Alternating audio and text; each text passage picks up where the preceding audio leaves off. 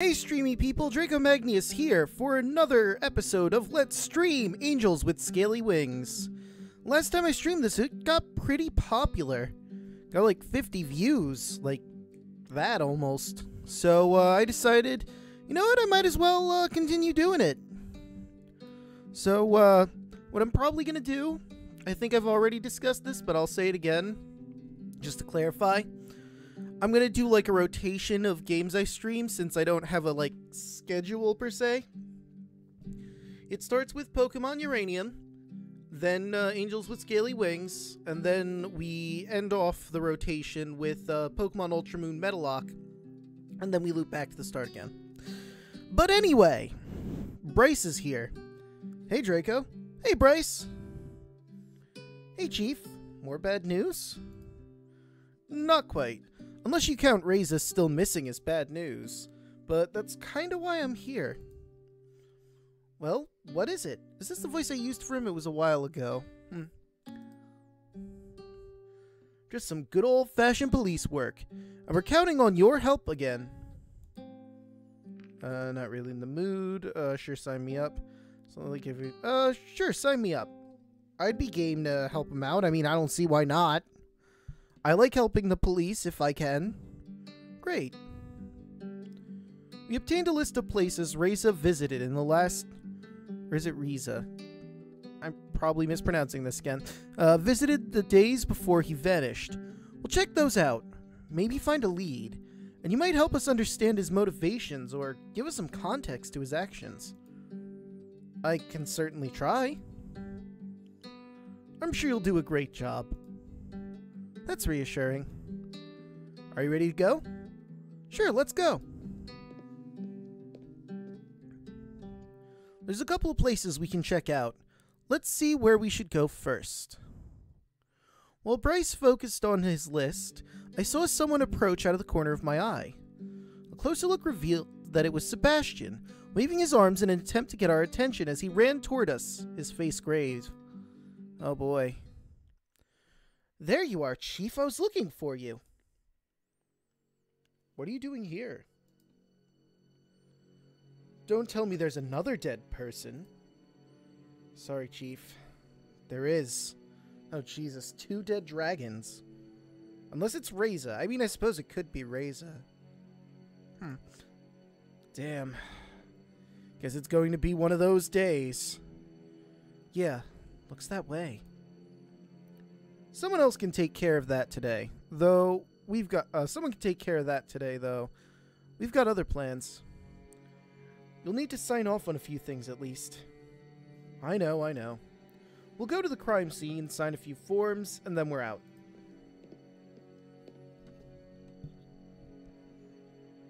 Huh. When we arrived at the scene, I saw the poor victim next to one of the houses. The obligatory sheet that was draped over him provided a modicum of discretion, but did nothing to hide the crime that occurred. Alright, give me the story. It's an interesting one, that's for sure. The wounds match those of the last victims, so a similar, if not identical murder weapon is likely. The victim? Maintenance person for this area. And the electricity is out. Power goes out, the maintenance guy shows up, and is killed before he can fix the problem. At least, that's my theory. So the power for the whole block is still out? That's correct. We should get that fixed as soon as possible.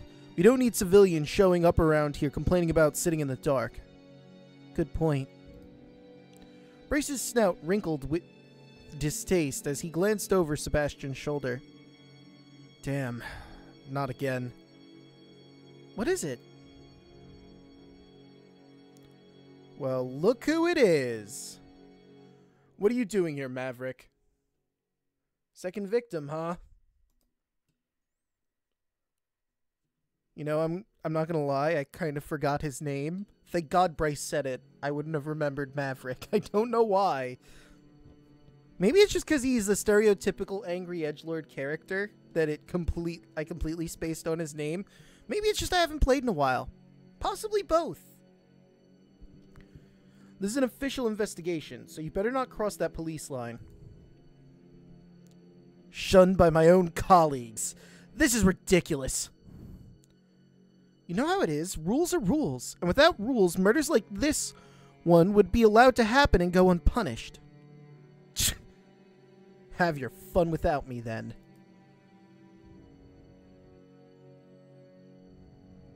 What do you think he wanted here, Chief? That one's easy. To do his own investigation, just like he said he would. I shouldn't be surprised he showed up, but I guess we're lucky we arrived before he did. I agree. Better check out that power outage now. I don't know, I think Maverick might have a hand in what's going on. I could be wrong, of course. But you never know. Of course, I think the door to the maintenance room is right around here.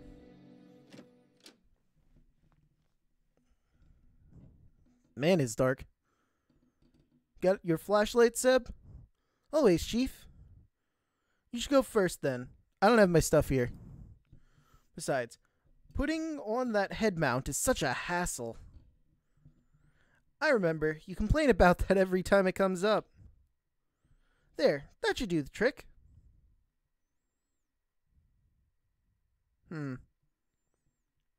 Just stay behind me, Draco, alright? Can do. I don't have a flashlight after all. It'd probably be safer. Okay. Gah, I hate stairs. Especially those made for smaller dragons like you. Trust me, having it the other way around isn't too great either. I mean, is it? If the stairs are for bigger dragons, you could probably get up easier. Although now that I think about it, maybe not. Because if the stairs are bigger, you might have to go through extra effort to climb them. They should have, like, a universal stair. It just seems weird to have stairs specifically designed for certain types of dragons. But that's just my opinion.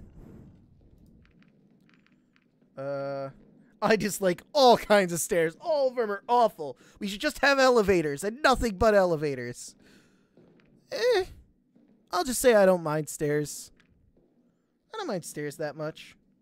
I can see why. Your legs are more articulation than even mine. Especially the knees. Out of the three of us, I think Bryce has it the worst right now. Probably. Damn you and your articulated knees. Hey, I can't help it that my knees were designed perfectly through evolution. For stairs. This kind of reminds me of when we found that underground base or whatever it was. Remember, Chief? How could I not? It wasn't that long ago. Underground base? That's interesting. Underground base? Thank you, game avatar. Just what I was thinking. Yeah, the portal wasn't the only piece of ancient technology we found. There was also this whole lab near it. Seemed to have some high-tech stuff in there. At least, that place didn't have as many stairs. Huh. Wait, so you not only found the portal, but a whole facility along with it? Yes, but we're not sure how much the two are actually related. That's fair. I mean, you'd probably have to, like, study it a bit before you could really say, oh, no, these are definitely related. We spent all that time studying the portal and barely got anywhere with it. This stuff is just beyond what we know. So it's beyond what they know and beyond what we as humans know. So who the hell made these damn portals? Here we are.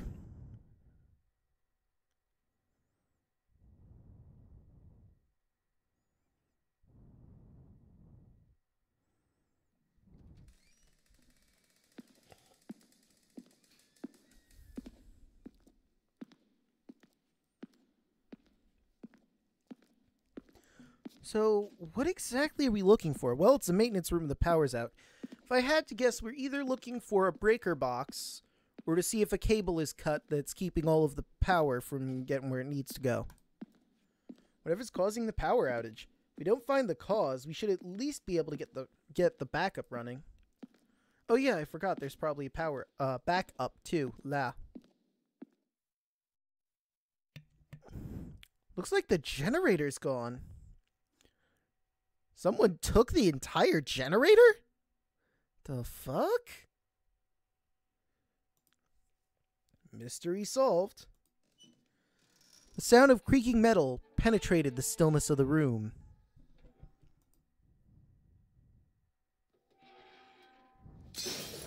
The fuck? I looked above toward the source of the noise as it grew louder, and in the next instant I was pushed sideways and fell to the ground, just barely avoiding the giant light fixture that fell from the ceiling and shattered into countless pieces alongside me. Draco, are you alright?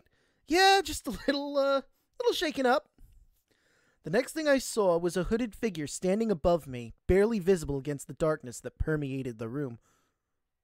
The fuck? Did I just bump into a cultist?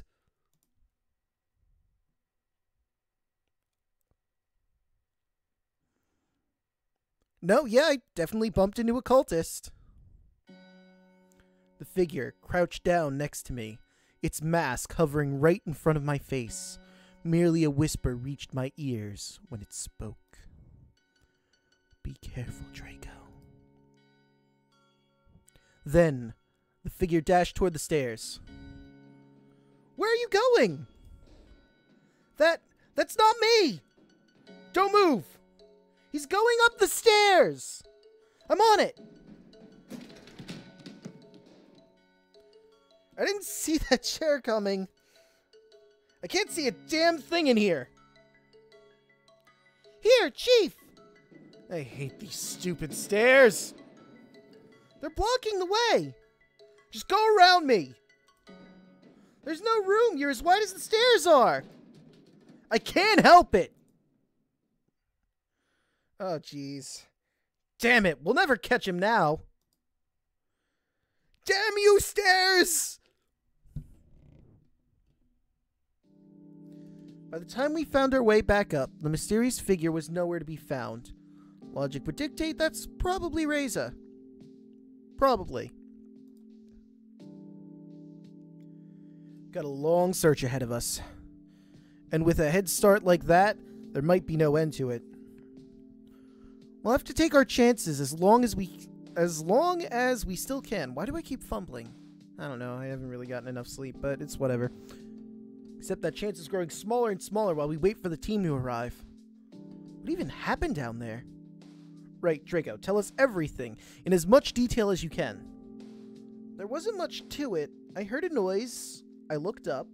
The light fixture came down, and then someone pushed me. You mean Reza? I mean, probably. Not so sure of that. I don't think it was Reza. I guess so. I'm going to say I guess so because, I mean, how many other people with the stature of a human could possibly be in this dimension? I'm going to say I guess so. What do you mean? Didn't you see him? Whoever it was wearing a mask. Bloody well can't be someone else. So let's not kid ourselves here. Why would he wear that whole getup though? Just didn't want to be recognized. Some sort of camouflage for protection. Well, it's definitely not going to be protection. It's just a mask and a cloak. It's either he didn't want to be recognized or some sort of camouflage. I'm thinking the camouflage. Good point. This whole thing doesn't make any sense. Let's take a step back and look at the bigger picture. Your earlier theory about what happened was pretty sound, Sebastian. Let's go with that and add the bit about the generator being stolen. So now the question is, who has a motive for stealing a generator? Reza. Yeah, I mean, of course it's Reza.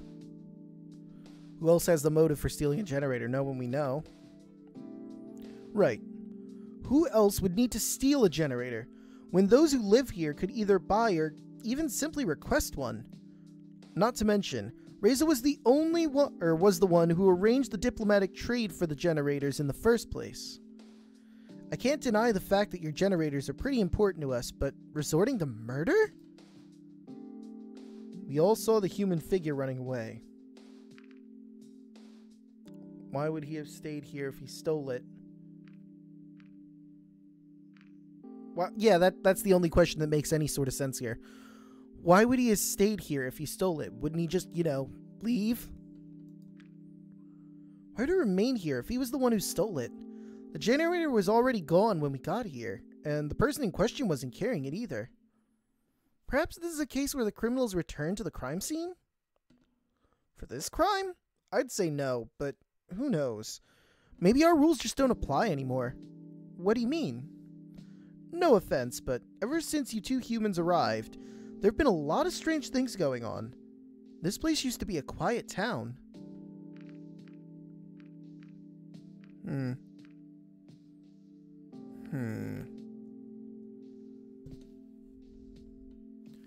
I mean, I can't deny that Reza's definitely a prime suspect here.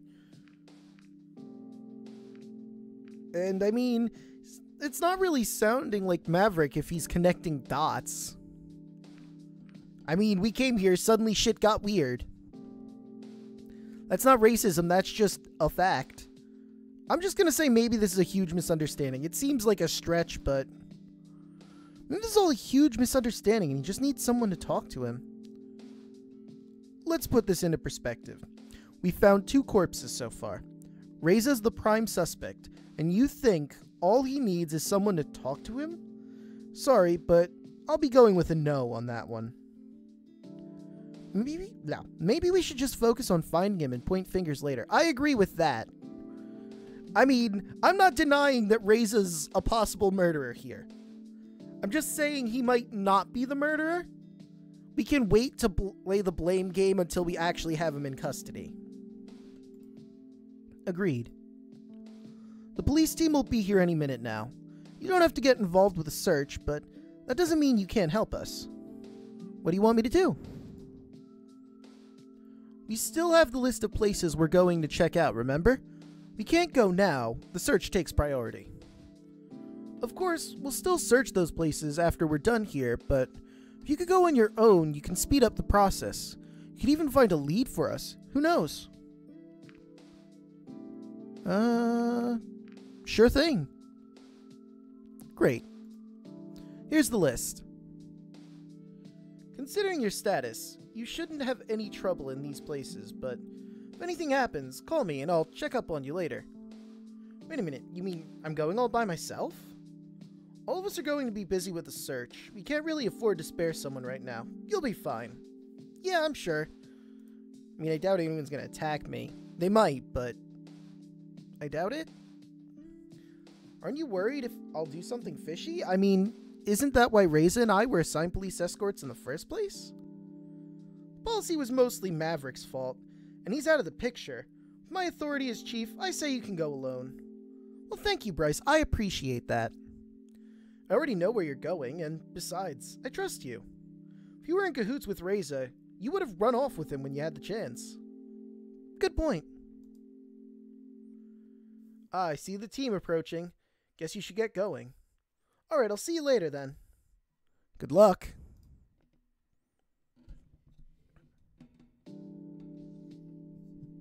Huh, where's this? It was a relief to leave the crime scene, considering all that had happened. When I reached into my pocket to take a look at the list, however, I found something unexpected. It was a small piece of paper with the word Tatsu written on it. How did it get there? Huh?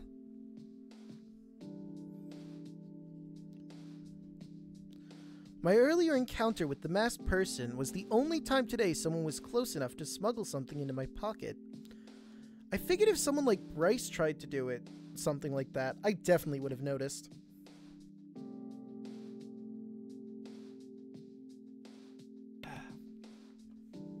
Sorry about that, I had to take a sip of water, my mouth was starting to get dry. As for Tatsu, the only related thing I could think of was Tatsu Park, which I had come across when I went to the police station the other day. Even if that park was the place the mysterious paper referred to, I didn't know if it was actually a good idea to visit. The masked person may have saved me from the falling light fixture, but if that was Reza, it would mean following someone who was also the prime suspect of 2 murders. I also had to consider the list of places Reza had been to. A local grocery store, the production facility we had visited, and the library were all 3 places were the 3 closest places to here, rather. It certainly was going to be a busy day, and I knew I wouldn't have the time to visit all of them.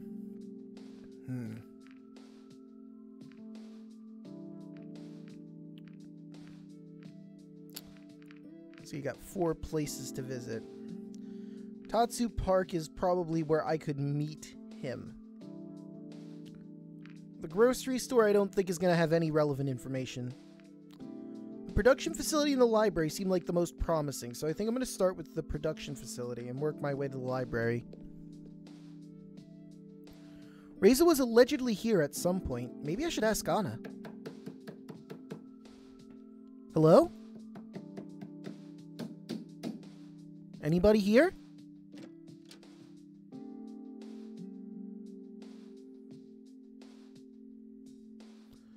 Can I help you? I think that's the guy. I was just looking for Anna. This is her lab, right? Why don't I ever get any recognition? This is my lab as much as it is hers. Well, I'm not looking for you. I was looking for her. Either way, Anna's not here. Would that be all? Since you work here, maybe you can help me instead. Oh, of course. Your precious Anna's in here, so you have to settle for me. I see how it is. Someone's jealous. That's not what I meant. Of course, of course. Let's just get this over with. You'd start by telling me who you are. Here's the short version. My name is Damien. I work in this facility, and I'm unfortunate enough to live with the nightmare of having to deal with Anna on a daily basis. Nice to meet you. Nice to meet you, too. And you are? You don't know who I am? Of course I know who you are. But your assumption validated the point I was going to make. You see, this whole thing about you coming here has been blown out of proportion, like it's some huge event that everyone should be celebrating. Newsflash, not everyone cares. Once both of you are gone, life will return to normal, and we can all go back to what we actually should be doing. Imagine a lot of it has to do with those human myths you have. I can only reiterate, not everyone cares. What exactly did you want again? Has Reza been here recently? How long have you known Anna? What kind of research is Anna doing? What kind of research are you doing? I'll try to calm him down a little bit by asking what he's doing. Right now? Guess you got tasked with running all those tests on your blood. You did? That's right. While she goes out and does whatever the heck she wants, I guess I get to keep an eye on the experiment. Any interesting results? Not just yet, but soon we'll know more about your body than you do. Huh. What kind of research is she doing? Cancer research. She thinks she can cure it, but she's out of her mind. Is that such a bad thing? The way she does it? Yes. She's wasting resources that could be better spent on projects with actual chance of success. How long have you known her? Why do you care about that? Maybe you want to find out what kind of person she is. You might have an idea. I'll put it this way. I've known her far too long. Has Reza been here recently? Do you know anything about Reza's visits to this facility? I've seen him a few times. He would come to ask about the progress of the generators. Heh. There was this one time when Anna told him she'd have news, but when he came over, she just wanted to run some tests on him. Did he go through with it? No, of course he didn't. That's a dumb question. No, he wanted some compensation, I suppose. Nothing she could offer satisfied him, however, and that was that. And that's all. Thanks for your help. Yeah. Alright, that was a bit of a bust. You interrogated Damien. Interrogator number 1. Alright, I guess I'll go to the library. Alright, Reza, what did you want here? Hey, it's Remy! Oh, hey, Remy. What's up? I already told you it's not here. Who's he talking to? Dean? Won't you help out an old friend? Friend? This is the first time you've spoken to me in years! And whose fault is that? For you, I didn't even exist these last few years. At least I tried to reach out to you. No, you're just here because you want something. I'm right here, right now. And you still continue to act like that? She was my friend too, you know. I think you should leave.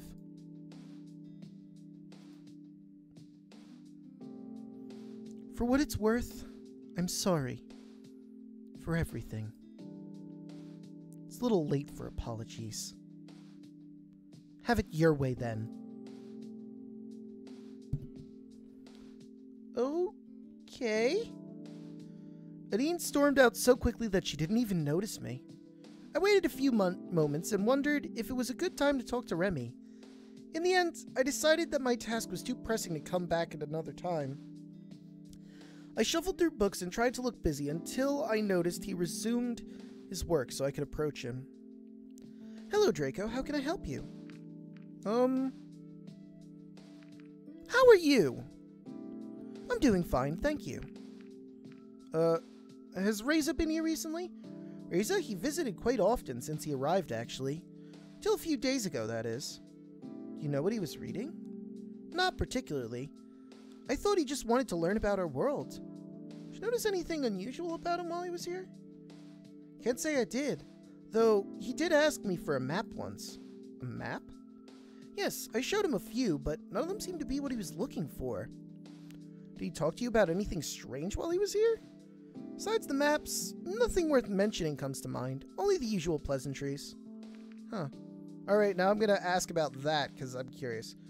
Wait, you were here that whole time? I mean, I didn't mean to listen in, but not the whole time. Just long enough to know that something's up. It's nothing that concerns you. Come on, it does concern me. I know you, and I know Adine. It's really nothing of great importance.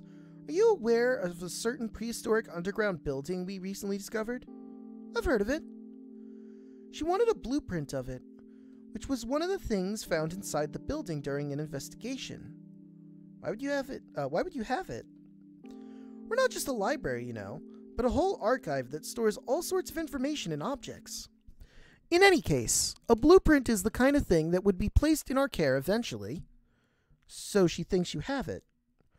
Even if we did, it wouldn't be something we could just give out to anyone. Of course. That's all. Thank you for your help. You're welcome. Afternoon sun hung low in the sky, and I decided it was time to report my findings to police. Oh, damn it, I could only view 2 things? Crap, I thought I'd get 3. A brief call to the department, and I was on my way to an appointment with Sebastian. Damn. I was hoping to get to go to the park. Oh, hello, Mercer. I didn't realize you were here.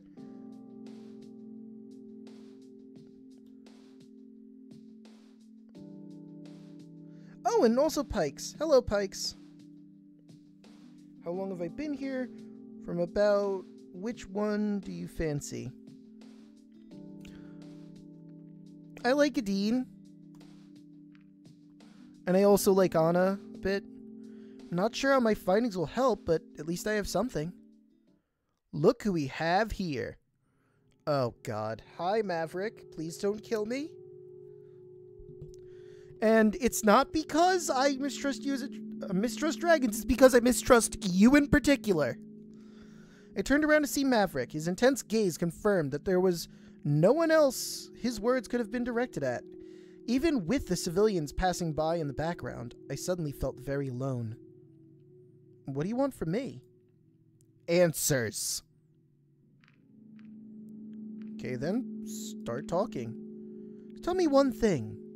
Why? What's your goal in all this? Why even come here?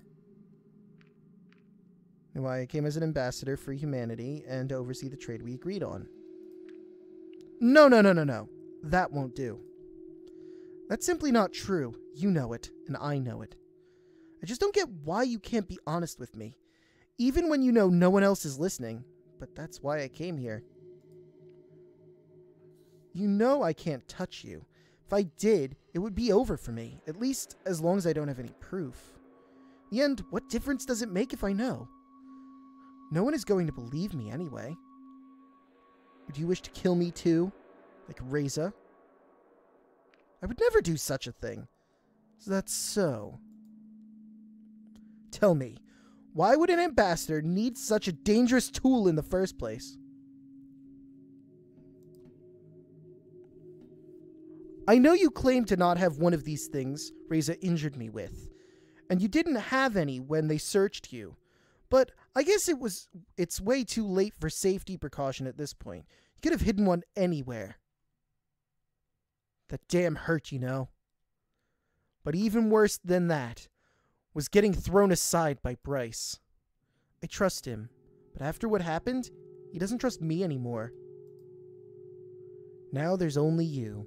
The mythical, special, the new. Yeah, I don't think Blue Eyes White Dragon or Bahamut are in this game. How much I wish I could make him see what I see.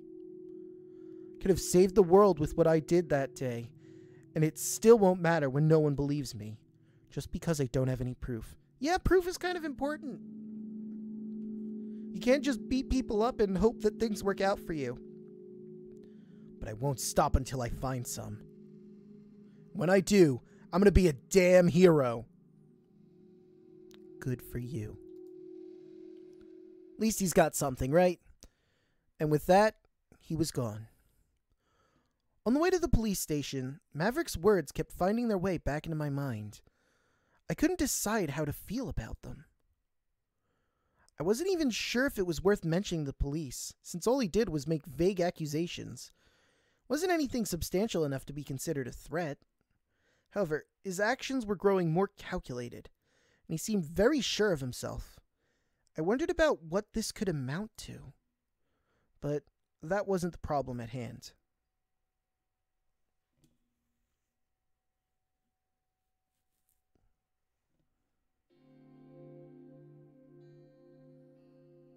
Hello, Draco.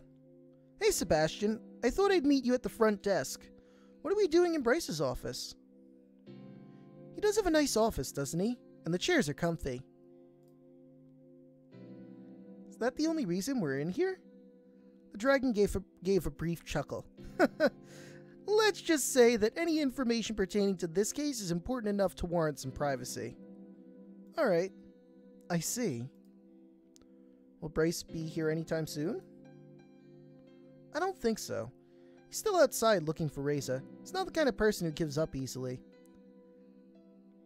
I mean, Pikes, that's not fair. It's the only Dragon Sim. At least the only Dragon Sim I'm aware of.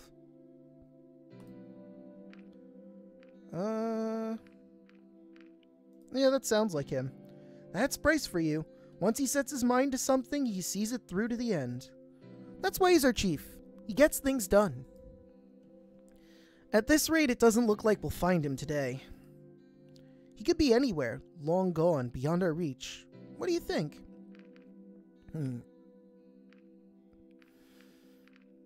Yeah, I'll say to be honest, I don't know, because I don't. To be honest, I don't know. No idea what he's doing or what his plan is, really. Wonder what will happen to our trade agreement now, considering Reza's still missing. The murders and the stolen generator. Reza really is the murderer, then... Don't do that. What? Worry. I don't know what's at stake here. People are dead, Draco. Do you think I don't know that? Reza may be our prime suspect, but he's also a missing person. For all we know, he could be a victim. Maybe someone is making him do this. My point is, we don't know the facts yet. What we need to do is find him to find the murderer. I appreciate that, Sebastian. Not immediately suspecting him as the murderer, like most people are. We'll find Reza and go from there. We'll figure it out. Thank you. Anyway, you said you had some information for us, so what did you find? I mean, it's not much, but it's something, I guess. Not sure if there's anything special about Anna wanting Reza's blood. I mean, she's a scientist, so it's natural that she'd be interested in something like that. We'll have to talk to her about it, though. Maybe she has some more details for us. Laugh, fumble. The map in the library. I don't know what to think about that. He could have needed a map to plan something, I suppose, but who knows what he really wanted to do with it. The kind of detail on its own might not tell us much, but it could be crucial later on. Well done, Draco. That gives us some solid points from which we can continue our investigation. Did well in the second investigation. Thank you, system! In any case, thanks for your help. We really do appreciate it. You're welcome. That should be all then. Since Bryce still hasn't come back, I assume the search is still going on. And I'd better get out there and help him. I guess it's gonna be a long day. Can you find your way back to your apartment? Of course. Alright, I'll see you later. Good luck. Finally, some free time. Whatever am I gonna do? Hold on a moment.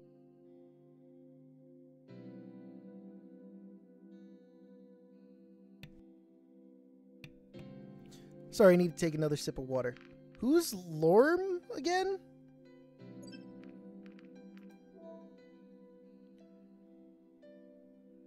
I don't recall a Lorm. I kind of want to meet with Lorm only because I have no idea who that is. Or I don't remember. If I see him, I might remember him. Or her. I don't recall. I'll see Lorm. Why not? I went to the bar Lorm had suggested as our meeting place. When I looked around, I saw Bryce sitting at a table, talking to someone I couldn't see. I lingered on him for a second, but soon spotted Lorm in the corner of my eye. Oh, right! The little dude! There you are! Hey, Lorm! It's good to see you. I thought you might not show up. Am I late? Not at all. I got here early. Kinda surprised you wanted to meet me here. Don't take this the wrong way, but are you even old enough to drink? What are you talking about? Oh, I see. I can assure you, I'm a fully grown adult. My species doesn't get much bigger than this. Speaking of which, are you fully grown yet? How big do humans usually get? And do you stack up comparatively speaking? Oh, hey! Thank you for subbing, ZS0020 Prime? I'm just gonna call you Prime.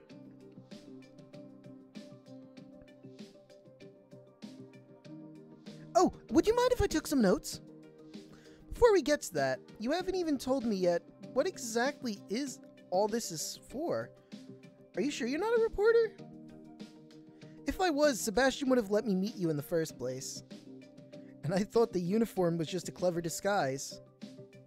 It's real though. Sebastian knows I work for the local post office. Excuse me, but this doesn't really tell me anything about why I'm here. You're a postman who wants to interview me for what exactly? Sorry, I guess I got ahead of myself here. Maybe a full introduction is in order, and after that, you can still decide whether you want to go through with this or not. Sounds good to me. I recently graduated college with a degree in computing and moved here with a good friend of mine. This town doesn't exactly offer the best opportunities to put my degree to use, though. Then why move here in the first place? Living in the city can be very expensive. I can always move later when I get a job there. I've got other plans right now, though. I'm working on a video game. Huh. This is all about a video game? You said this was about... Oh, you said this was going to be about something serious? That seems unfair. I'm gonna say that sounds interesting. Exactly! Video games and computers are just starting to catch up on in places like this town. Making good content will be very important to give a good first impression. And humans have always been part of our media. Books, movies, and now games! With you on our side, it'll be an amazing opportunity. Well... Oh, maybe this wasn't such a good idea after all. Why? I don't know, you don't seem so thrilled about doing this anymore. Besides, your job must be really stressful. You're probably already in the spotlight all the time. And now, to top it all off, you get some postman harassing you for an interview? You want to leave, I'd get that. I'm gonna stay. I don't mind. Well, I'm already here and I have nothing else to do, so let's make the most of this. Yes, thank you! At least I won't have to be so careful now. With the report, I'd have to worry about things getting misinterpreted or being taken out of context. You should still be careful. What you tell me now will influence how your entire species will be represented in my game. Don't worry, though. I'll treat this delicate matter with the required finesse. Okay. Take care of yourself. I'm sure of it. Okay. How should we do this? Let me think. Why do you want to make this game in the first place? I've always wanted to make a video game. I've had this idea for a while, and it seems now's the right time to do it. It's almost as if you've arrived at the perfect moment. I don't know. Don't you think my visit will overshadow your efforts? People might not be so interested in playing a game about humans anymore if they had a real one show up. Good point. But the vast majority won't get to meet you personally anyway. If I say I did and model the humans in the game after you, people will flock to it to get a similar experience. That makes sense. As long as it's based on the truth, you have my support. Awesome! Okay, but why focus on humans? What makes us so important? There's one thing that people here love. It's humans. It doesn't matter if they just see them in the media or believe in them as mythical creatures. For me, humans were always real. I just didn't know whether I'd ever get the chance to meet one myself. I guess I can cross that one off the bucket list. Now that we're here, I can tell you that no expense will be spared to make our portrayal of humans as accurate as possible. Let's see. You certainly seem passionate enough about this. For good reason! I just love humans! You say it like that, it actually ends up sounding pretty weird. I don't know. I like dragons a lot. It's kind of similar. Besides, what if I turn out to be a horrible person? What would you think about humans then? It wouldn't change anything, because I wouldn't base my opinion of an entire species on interactions with a single individual. Then, what's your current opinion of us based on? Just the myths we have in the previous portrayals of humans in our media. But I suppose that's why I'm here talking with you right now. I want the truth, and all of it. Telling you all of it might not be such a good idea. Oh yeah, I guess that would make it take a lot more time than we have today. Anyway, what's the actual game about? What do you do? It's a community simulation game.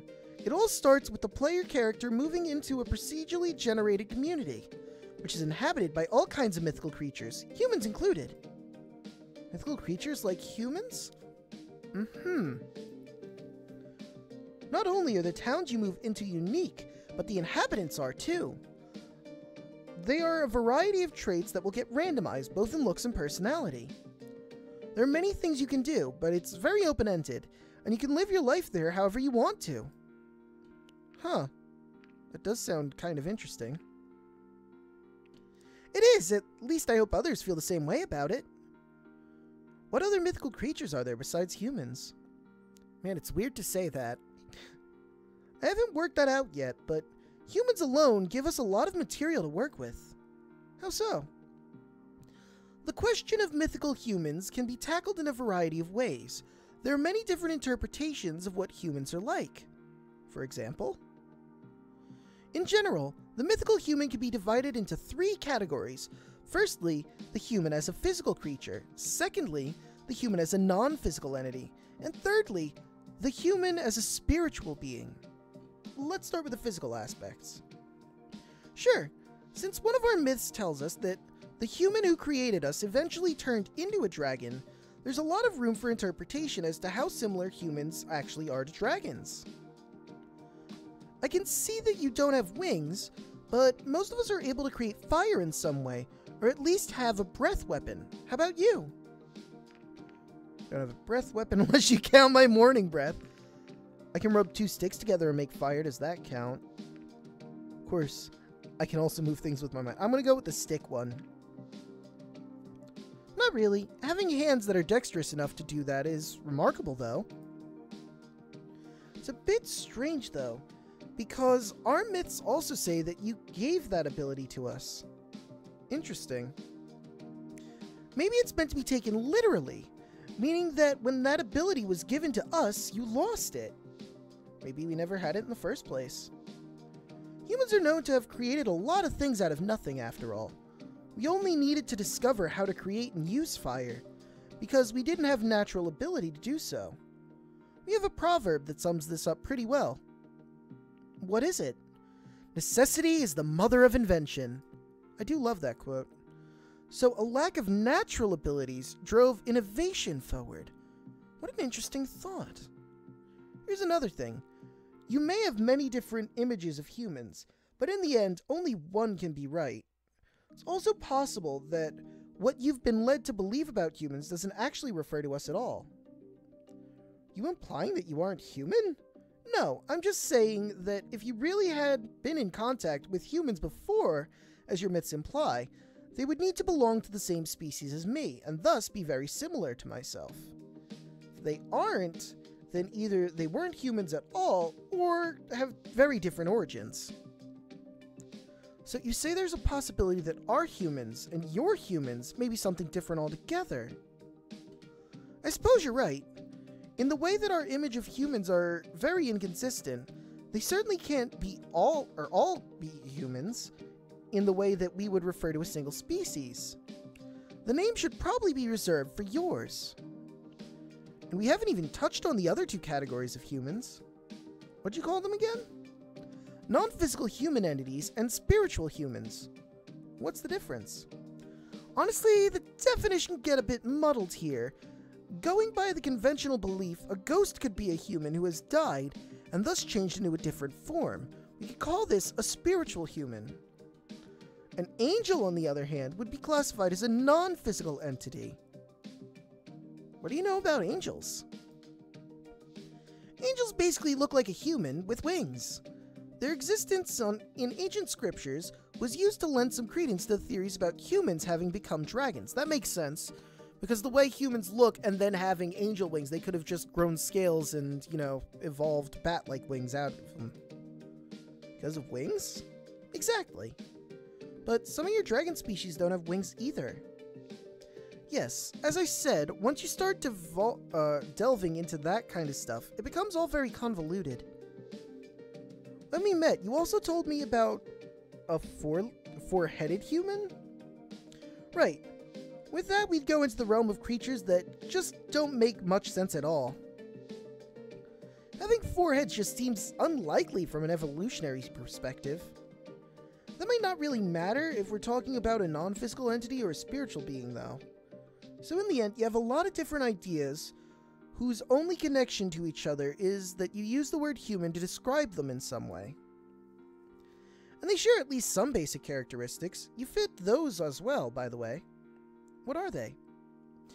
You certainly are not a reptile like us, but you don't look like a conventional mammal either. We are mammals, though.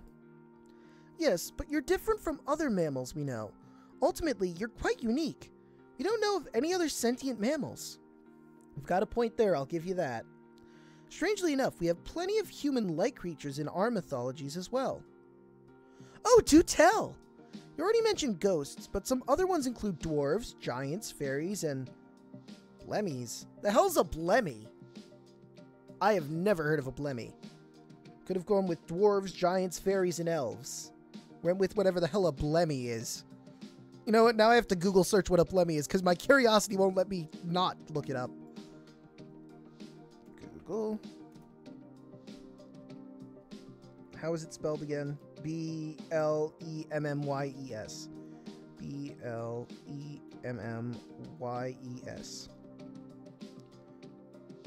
A Nordic Beja tribal kingdom that existed for blah, blah, blah. I'll go into images. Okay. That's weird. So it's basically a human, but the human doesn't have a head, and the face is on the torso. Why the hell would you mention that over elves? I mean, I'm not a huge fan of elves, but seriously. I think I've heard of most of these before, but what is a blemmies? My question exactly. Essentially, a blemmies is a human without a head. Human without a head? How does that work? How do they eat? Instead of a head, they have all their facial features on their chest. That's a rather weird mental image. Yeah, no, I looked it up. It's weird as fuck. There's also a lot of half-creatures that share some characteristics with humans and other animals. Like merhumans? Sure. Lastly, there are creatures that are said to be able to shapeshift into human form. Strangely enough, some of our dragon myths said that they could shapeshift into humans, or that a certain country's royalty are descendant from dragons. That would imply that they are genetically compatible with humans. Apparently. Sounds rather outlandish if you ask me. You certainly can't shapeshift like that. I suppose that's why they're just myths. Right, to be fair, we do have a lot of myths that seem quite out there as well, compared to what you're like. Anyway, how come you know so much about myths? All part of being an ambassador.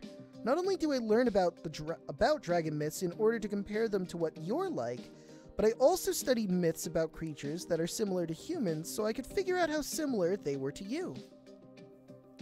Well, you're doing an excellent job so far, and it's bound to help me a lot with my game as well. Going to put all of that into the game? Let's just say it gives me some excellent material to work with.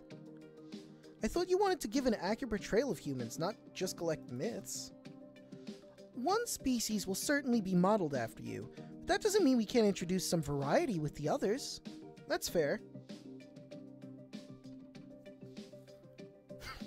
Well, I mean, they said that. Some kings and queens did mention being the spawn of dragons. I think, Dracula, his name even means son of dragon. People will love it. If we also bring some of the more unusual myths to life. I see. But since we also want each of the normal human characters to be unique, I'd like to know how much variety there really is within your species. I've seen Reza before, so comparing him to you already gives me a bit of an idea, but how far do these differences go? Different skin tone, different hair tones, sizes... When we arrived here, you asked me if I was old enough to drink. That leads me to believe that your average human must be a lot taller. That's true. You could say Reza would be about average for an adult. Not that it would be impossible to get a good deal bigger than him, or even smaller than you, but those cases are rather rare and usually the result of medical conditions. I see. What about colors? Are there any humans who are blue like me? Nope. Not really. There's a certain spectrum of skin colors that can be lighter or darker, but so far I've seen a lot more variety in the dragons here. We do have quite a different number of eye colors, though. Interesting. As for things that aren't immediately visible, we also have different blood types, but I assume you know about that. We certainly have those as well. Some people even believe your blood type influences your personality. That, on the other hand, is new to me. Anything else you want to know? We already got so much. I'll have to think about if and how we can work all of this into the game. Have you worked on any other games before? I worked on a few small projects during the course of my studies, and also interned at a studio before. This is on a completely different level, though. How so? It's my game, so I'm the one calling the shots here. It's very different than making a few graphics when you're part of a bigger team, for sure. I see. How long exactly have you been working on this? Whew. Must be several months now. I've got everything planned out. A lot of the groundwork's already been done. The most difficult things are the characters themselves, and to make sure all of the details are accurate, of course. Have you shown the game to other people yet? Sure, feedback is a very important part of the development process, so I regularly gather ideas and opinions from others. I even made a website to do this. And what do they say? All kinds of things, really. Sometimes it's hard to decide which ones have a good point and which ones can be disregarded. Overall, it seems there are many people who are looking forward to play my game, though. How many are we talking about? I don't know exactly. The counter on my website only tracks the number of visits, so I don't actually know how many different people are there. What if it doesn't work out? What do you mean? Well, if you're investigating a certain amount of time and money to make... time and money to make this game, ideally you'd want to make back your investment and hopefully get some profit on top of that. The goal is to make money, sure. However, I just want to try my hand at doing something like this. If some people are going to enjoy the end result, that's great.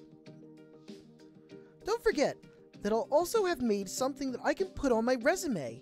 At the very least, it'll have been a good learning experience.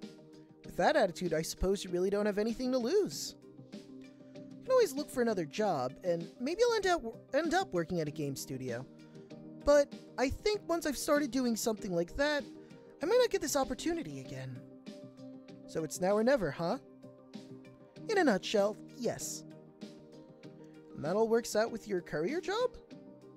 Sure, I can support myself this way, and I'm not really under any pressure since I don't have any deadlines to keep. It's like you know what you're doing. Deadlines are a good way to ensure something gets done. Nah, it seems like you know what you're doing. I'd like to think so. What kind of tools are you using to make it?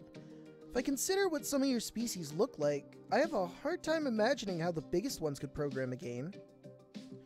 While we do have devices tailored to each individual species, I can't deny that my dexterous hands make it a lot easier to compare to some of the others. One downside is that I'll have to keep my nails short, or else using the keyboard gets a bit cumbersome. I imagine you'll have to be careful with those while working as a courier anyway. You're right about that.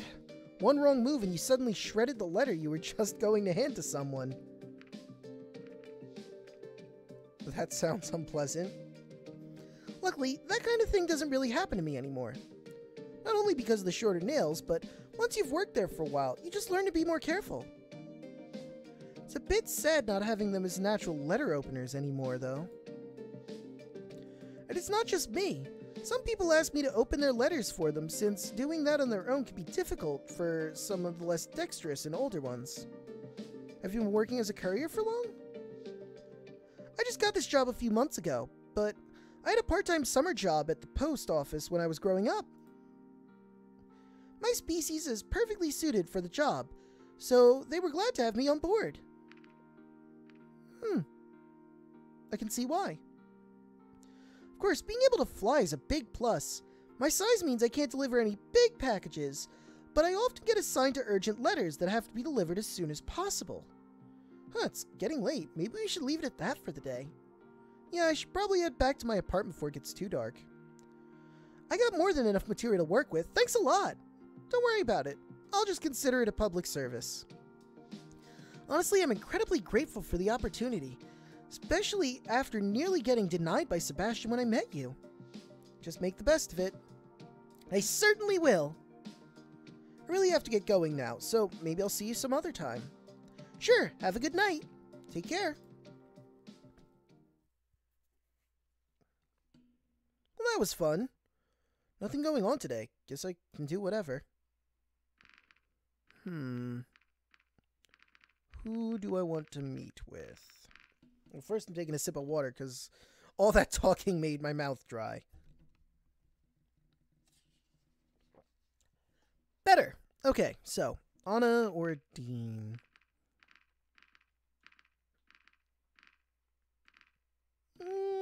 Let's go Anna. Why not?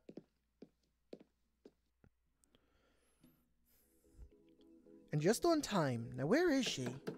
Hello? What's this? Looks like a message. Something came up at the last second. Wait for me. Shouldn't be too long. Anna. I guess at the last second is meant as a literal sense here, or else she could have just called me. Guess we're playing the waiting game then. Oh, I'm gonna relax then. Okay, it's been like an hour and my patience is slowly but surely running out. Let's see, an hour. I feel like in an hour I would head home, but I'm gonna wait a little longer. Waited this long, I guess I can wait a little longer. Not sure I'm not sure who the world record holder for the most patient person is, but now I feel like a contender. Still no sign of her, though. You know what? I want this world record. I'ma wait. Well, if she doesn't show up soon, I'm done. There you are. Where have you been all this time? Reading comprehension must not be your strongest suit because my note clearly says I'd be back soon. Note to self, the word soon now refers to a time span of over 2 hours when waiting for a scheduled appointment. Has it really been that long? It certainly didn't feel like it. Alright, sorry for making you wait. Losing track of time happens to the best of us. Happens to me all the time. I guess we missed our movie. Can we see the late screening or something? That was the late screening. The theater's closed now. Maybe we should reschedule. That won't work, at least not for me. It was the only day I could leave early. I won't have another chance anytime soon. So, what do we do now? Maybe the coffee place is still open? I don't know. Guess that's better than nothing.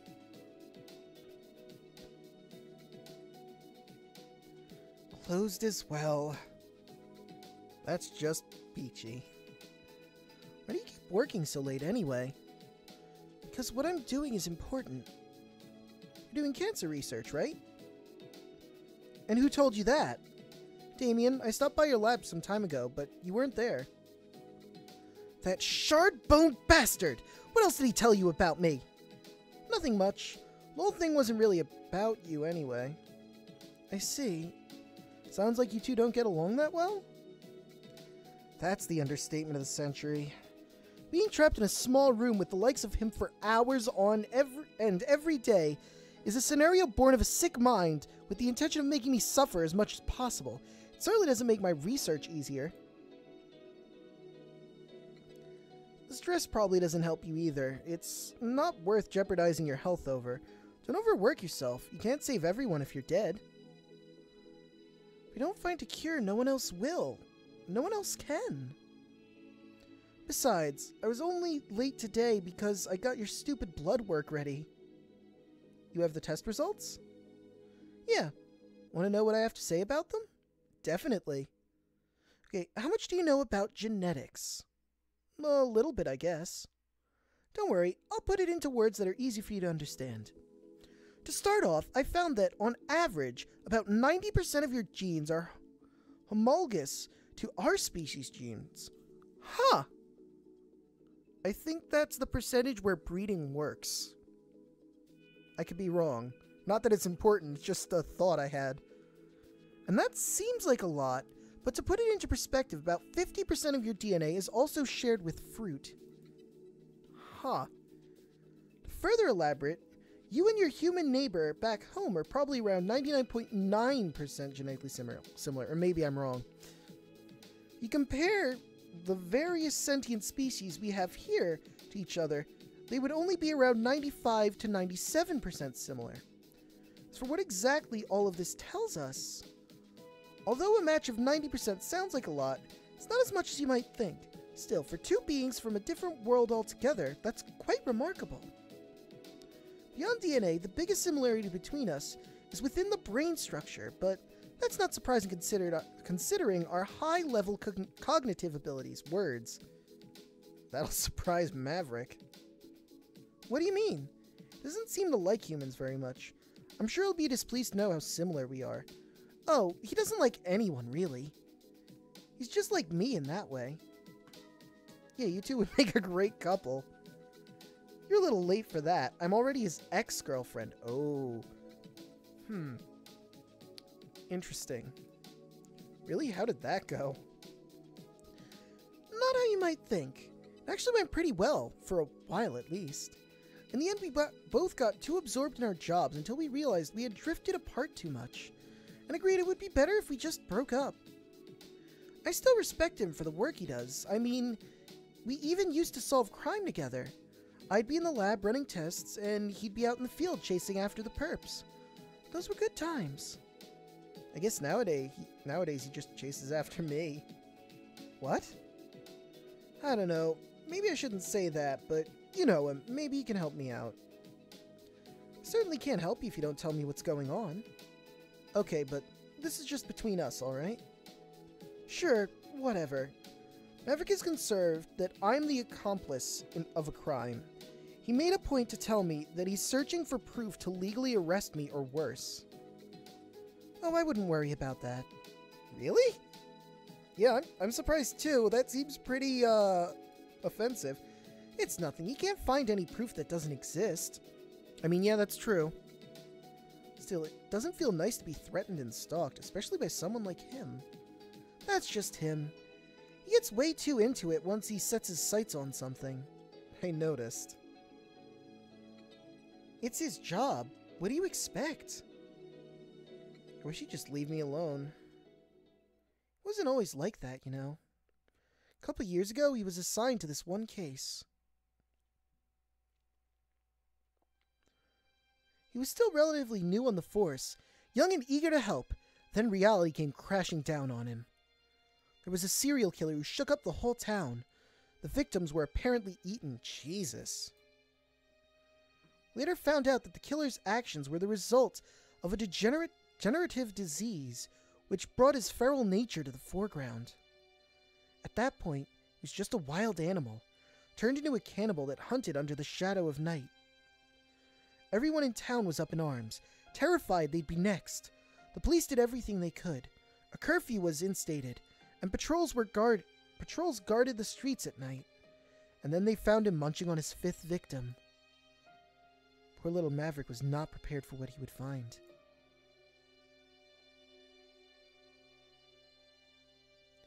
Stand back, Maverick. I'll handle this. Miles?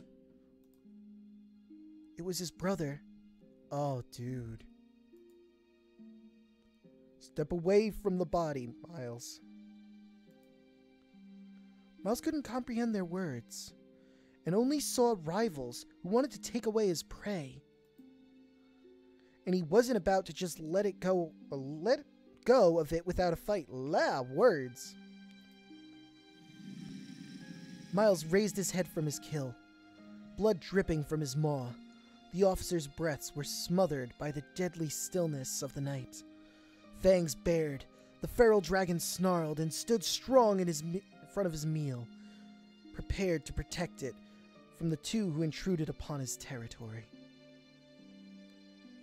Whatever this is, Miles, it's over. Don't make it worse now. Oh, Jesus. In an instant, Miles was upon Bryce. They clashed in a flurry of teeth and claws. Miles had the advantage with his small frame and quick movements, and Bryce could not get a clear hit in it. It all happened so fast that Maverick didn't know what to do. They rolled on the ground, and Bryce ended up on his back as helpless as a turtle. Miles pinned him and clamped his jaw on his neck. Bryce's claws were the only thing preventing Miles from biting down, and they were slipping, slick with blood, and quivering with fatigue as he tried to push him off. For a brief moment, Bryce thought he'd meet his end. While the jaws suddenly relaxed, he was able to dislodge them. When he looked up, he saw that Maverick had managed to get Miles from behind. He bit through his brother's neck from above. Blood flowed down Maverick's jaws and over Miles' lifeless body. Bryce had been saved, but the young dragon wore a wide-eyed empty stare. Damn. Maverick blamed himself for not taking better care of his brother. He knew Miles had problems, was taking medication for it, but he wished he could have done more to help him. The medicine wasn't the right one, by the way. Maverick takes solace in the fact that he was able to save Bryce, but he's never been the same since that incident. Now he scrutinizes everyone and everything. Not sure how that's supposed to help me. It doesn't, but now you know why he is how he is. It's not unusual for him to act like this, so you might just have to wait it out. Anyway, let's get back to your test results. Since you were so interested, did you want a copy of them? Yeah, I'd appreciate that. No problem. Heard you also wanted Reza's blood. Or Reza, however it's supposed to be pronounced. Of course, I invited him over too, but that was before you arrived here. And I thought what we had was special. Oh, it is. Reza was too stuck up to agree to anything.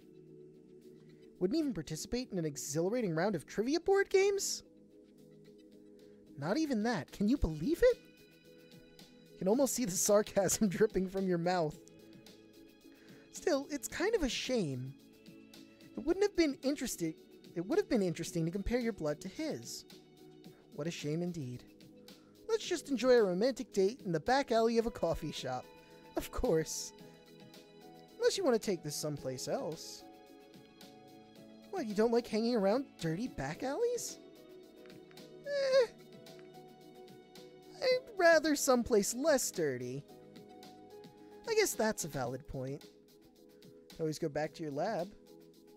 And have you hanging around sensitive lab equipment? Denied. I'm getting kind of hungry. I figured we'd be having a meal on our date. What, can't you go a few hours without having to stuff your face? I'd offer you a handful of dirt, if that's to your taste, Draco. I'll pass.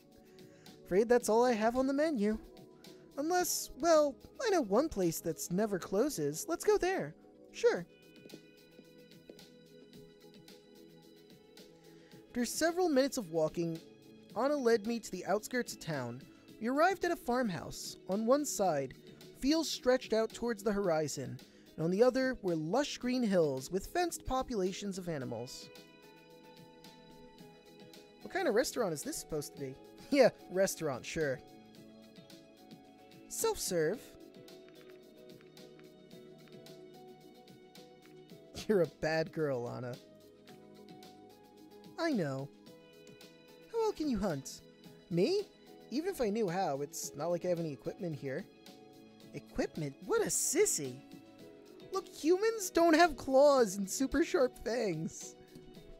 Got hands and teeth, what more do you need? Long-ranged weapon, maybe? Like fire? I suppose even you could make use of that. Alright, since I'm apparently the only one capable of acquiring food, I'll be right back. Anna walked over to a fenced enclosure of animals that reminded me of sheep. She crouched and squeezed herself through the bars, after which I lost sight of her. Waiting game 2.0, start! It took only a couple of minutes for her to return, dragging one of the animals behind her, with her now bloody jaws and hands. Dinner's ready. What kind of animal is this? It's called a mouflon.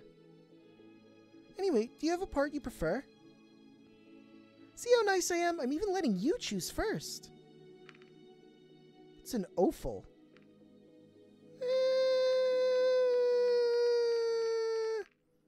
I gotta Google something.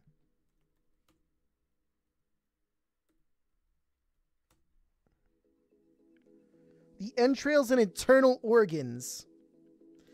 I don't know about that one.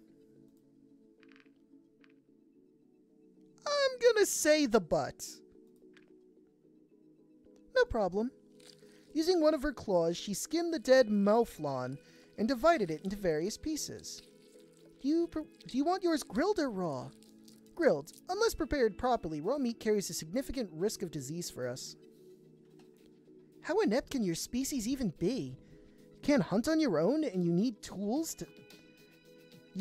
and help at every step? Don't even have claws to cut things up. I'm not sure how you could even survive in the wild. We're really good at making tools. Like, really good. Seriously, what god did you piss off and end up like that? Evolution. Guess after millions of years of evolution, nature decided that we didn't need those abilities anymore.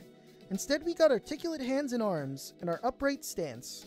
Those let us do many other things. Like what? Who builds everything in your society? Who's responsible for the delicate tasks like assembling electronics, manufacturing, or cooking and bartending? Excuse me. I don't know if that was picked up on the microphone, but it was like a really light burp. That's mostly us, the runners. We've got proper hands after all. Now, compare your arms to mine. Ours are much longer and have way more mobility. Especially our fingers. They have an incredible amount of articulation. The difference between you and me is about as big as the difference between you and another of your species. Just imagine what we could do with our advantages. Oh, you think you can school me? Sure I can. Don't get cocky. We've overcome the limitations of individual species with all of our technology. Actually, we have technology back home that's far superior to yours. I'd love to see it, though we've already gathered plenty of information on your tech from the databases contained on the PDA. What will you do when we catch up? If you go there, we'll see. She opened her maw wide before a liquid shot from both corners of her mouth onto the ground below, the parts where the mouflon she had prepared. After a few seconds, the liquid burst into flames, heating up our dinner. That's a neat trick. Bet you wish you could do that, huh? Yeah, breathing fire would be neat. That'd be wicked cool. Right? It comes in handy. How does it work anyway? Don't you ever burn your mouth? Not at all. There are actually two different components. They only catch fire in when a sufficient quantity of both is presented. Interesting. Oops. Let me...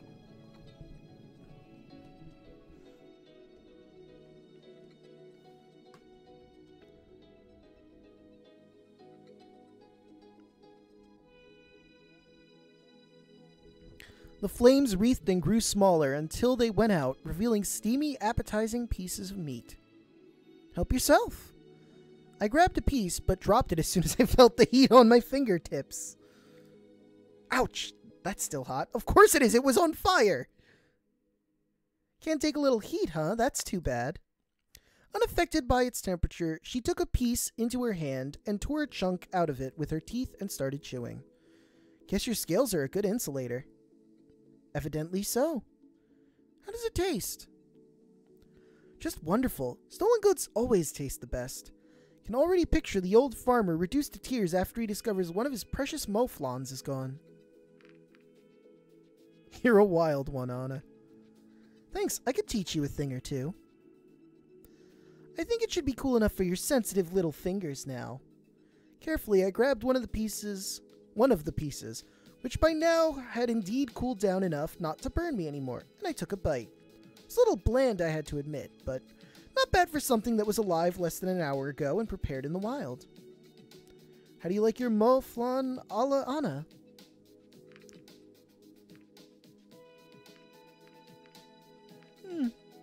I must say not bad. Not bad, I'd have to say. Especially at that price, yeah. How often do you just go out and hunt on your own? Only when necessary, or when I feel like it. I still go to fancy restaurants because I can afford it, but they don't mean much to me. For me, it's all about the experience, and one isn't necessarily better than the other. Interesting. I can see your point. This was unusual, but fun. I can see your point. This certainly isn't how I thought this evening would go, but it was pretty fun. Anyways, I'm stuffed. Me too. Still plenty left over. What are we going to do with it all? La. We can't just leave it here. Hey, maybe the old farmer will help himself to it. How nice of us to leave something for him. Yeah, he should pay me for cooking him such a nice meal. We should probably leave before the senile has-been wakes up from his evening nap. Yeah, let's go. Think he'd have a guard or something. Oh, she cleaned up too, that's nice. Probably didn't want to come into work covered in blood. Well, that was interesting. Wait a minute, I've got something for you. Oh? Oh right, the results. Here you go, your test results. Black on white. Thanks, but did you really need to spend all that extra time getting this done today? I just wanted to get it over with when I had the chance. Maybe you should start thinking about not working so late on a regular basis. It might do you some good, Anna. Why do you think so? I'm just saying, if it usually gets as bad as it did today, it's not a good sign. I just didn't pay attention at the time, but I guess that's because I barely go out anyway. I didn't even think about watching the clock. Okay, point taken. So, what are you gonna do? I'll think about it. No, now that this date is officially over, if I don't work overtime every single day, I could fit you in. I could fit you in for your end of the deal. Of course you didn't forget about that. I'll let you know the details, or just call me if I forget. Sure. Well, I look forward to being experimented on, I guess. Wait, what? Passion, Chapter 3. That's interesting.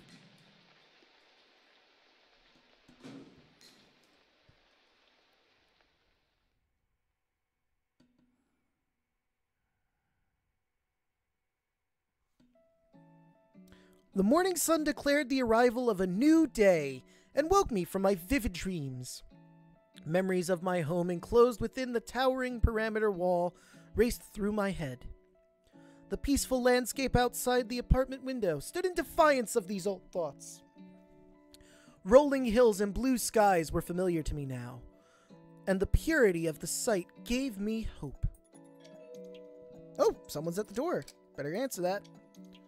Hey, Sebastian. Draco, please come with me. Oh, judging from the look on your face, this is a serious moment. Okay. Let's go. What's going on? You sound serious. The chief will explain everything once we arrive. Okay.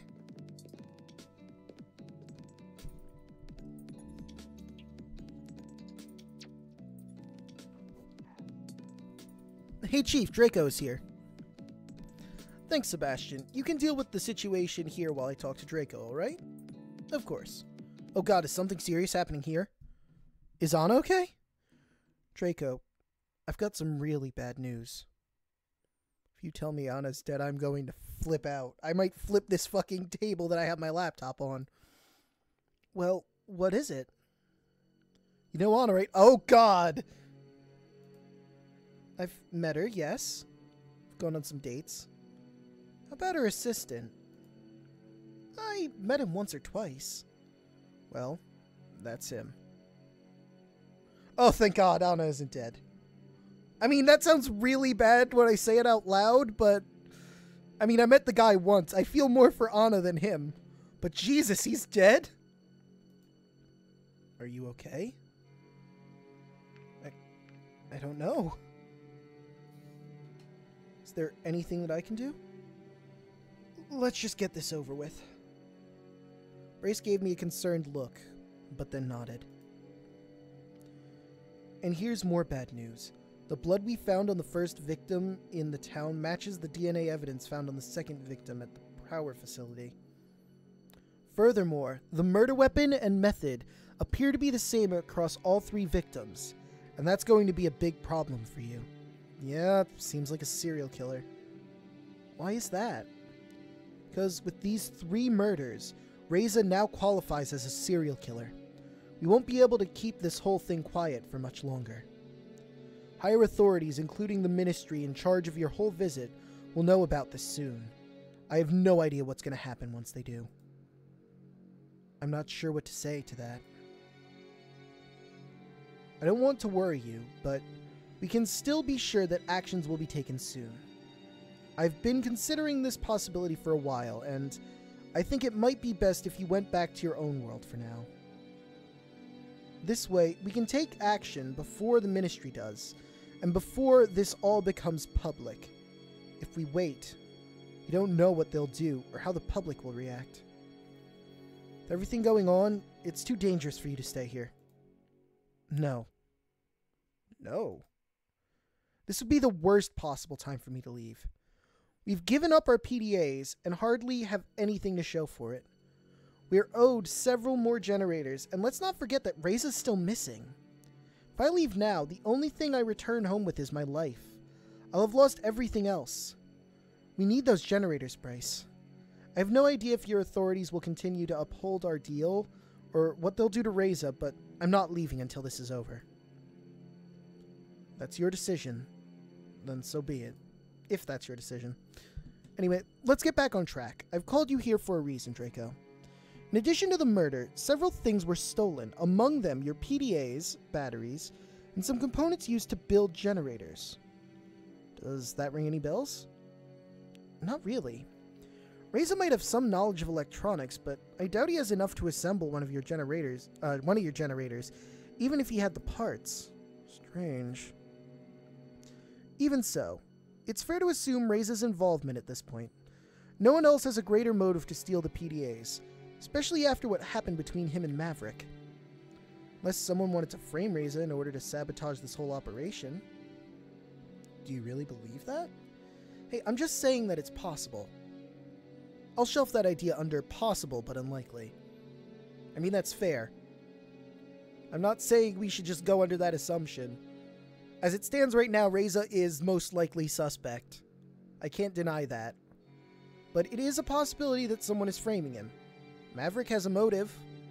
I mean, I feel bad for the dude after learning about his past, but he does have a motive. You gotta think reasonably about this. Hey, Chief, are we done here? Pretty much. Why do you ask? Just got a message from the higher-ups. You and Draco are to report to the Ministry of Culture and Arts immediately. Immediately as in right now? Yeah, apparently. What's going on? To be frank, I don't know.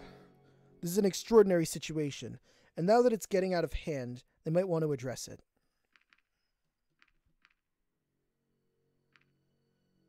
Maybe they're going to throw a surprise party for us. I'm going to be cautiously optimistic. No, actually, that's blatantly optimistic. Throw spaghetti at the wall. No, this is the worst possibility. So the worst possibility. If you expect the worst, at least you won't be disappointed. Sebastian, you can finish up here and go to the ministry when you're done. We'll probably have to make some arrangements after this meeting. Sure thing, Chief. Let's go then, shall we? I'm going to guess they're probably going to restrict my movements if I'm staying here. It's not like we have a choice. Oh crap, I missed Bryce's dialogue entirely. I blanked. Huh. You're an interesting one. Emira. That was quicker than I expected. I wouldn't have minded waiting out here a little longer. Greetings, Minister. Greetings. Shall we go inside for our official business? No, I've got everything I need right here. It gets so stuffy inside on hot days. My assistant doesn't seem to mind, but I prefer the fresh air. I'd rather just stay right here unless you have any objections. I don't. I see. Well, I know it hasn't... fumble. Well, I know I haven't exactly been up to date in regards to Reza's sudden disappearance, but to get the message today that he's a confirmed serial killer was quite shocking. Frankly, I'm curious as to why the facts of this case have been withheld from me for so long. Simply because they weren't within your jurisdiction. The murders were strictly a police matter. Only with the amount of new evidence, namely the DNA and blood we found, and these 3 murders now being linked together, and to him, did your ministry have... Okay, I fumbled somewhere along the line. Only with the amount of new evidence, namely the DNA and blood we found, and these 3 murders now being linked together, and to him, did your ministry have to become involved. I see. So Reza's involvement is now undeniable? I'm afraid so, Minister. Facts are nothing to be afraid of, though, in light of all this, I'm starting to worry about my personal safety. With our thick hides, I don't think our species has much to fear if we consider the murder weapon. Speak for yourself. You don't think someone of my standing needs protection? Oh, for sure. If you're worried about your personal safety, we could look into an escort for you. Good. Considering all the murders took place during the night, I'll certainly need it. Long days are endemic in my line of work. But that's enough talk about myself. We now face the question of what should be done about Reza and Draco. Minister, if we continue the hunt for Reza every day, as a matter of fact... we continue the hunt for Reza every day. Period. As a matter of fact, Draco has been helping us do so for quite a while now. Is that so? One human a murder, another a detective. Interesting. Well, I mean, technically I'm a scientist, but I help as a detective because the fact I feel responsible for what Reza is and is not possibly doing. We clearly sent the wrong person here. And how do we know Draco isn't following a similar plan to Reza's, whatever that may be? Similar concerns were leveled by Reza's escort, Maverick. It was his overreaction that caused Reza to run away in the first place. Let the human talk for once, Chief. Please, Draco, enlighten me. You and Reza came here on the same mission, and the situation has escalated beyond our expectations. What you tell me now will determine the actions I'll take on this matter. Maybe you should start by telling me your side of the events from the beginning. Reza was fine during his early days here. Things only went wrong after you arrived. You know what, that's fair. Forensics is a lot easier, isn't it? I opened my mouth, but Bryce spoke first, determined to defend me. Thank you, Bryce, I appreciate that. Arguably, the problems that caused all this were apparent even then. How so? Maverick suspected Reza of planning something, but I didn't think he had a case. Well, did he? No.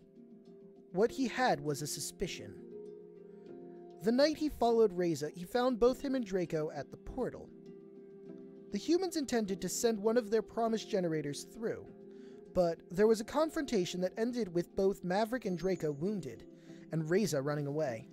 Reza's been missing ever since. I've read the reports already, Chief.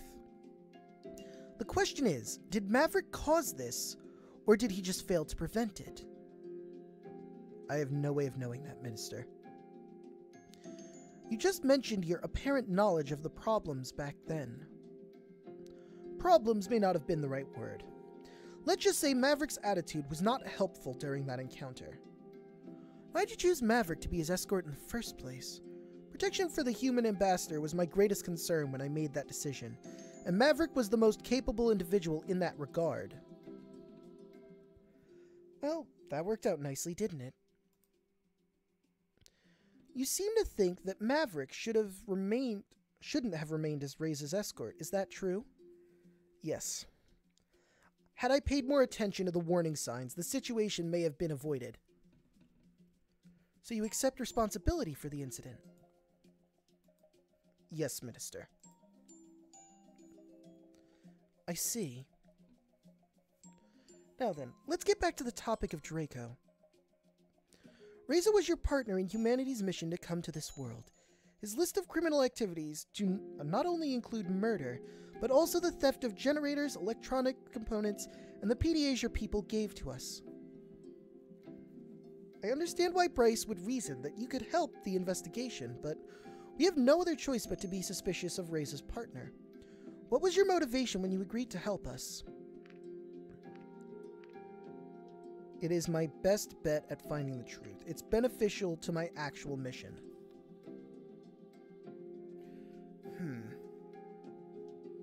It's a little of both option 2 and 3. I want to know why this happened. But it's also beneficial that we find Reza so that we can punish him for what he's done. If he is responsible.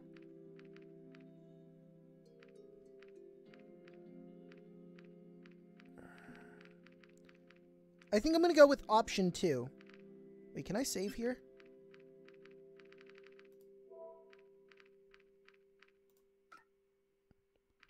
Just in case. I thought Reza's involvement was undeniable at this point. That may be true, but we still don't have the whole picture.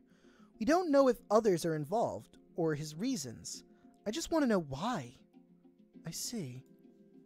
Well, after reading up on the whole situation and hearing both your accounts, I believe that Draco is trustworthy. Nevertheless, I think Draco presents a great risk. Why is that?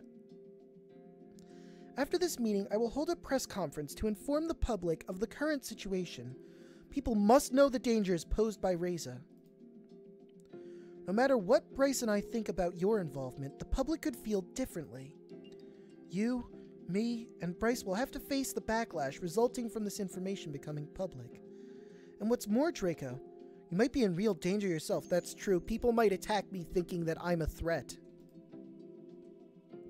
Reza himself may come to silence you once he learns that you're helping us, or consider the public uproar from those who would question your involvement. All things considered, it would be for the best if you return to your own world until the situation has been resolved. I came to the very same conclusion, Minister. And with your support, this is what shall be done. Please don't. You don't agree? You send me back now. This diplomatic relationship is over. I'd have to admit defeat to humanity. There's no way I can return without your generators, our PDAs, or Reza. Maybe you could explain to them what a great choice of an ambassador Reza was. But I was his partner, so in a way, he's my responsibility. I can't just go back like this. Afraid that's not enough. It certainly doesn't outweigh our reasons for sending you home. Just let me explain. I'll tell you everything.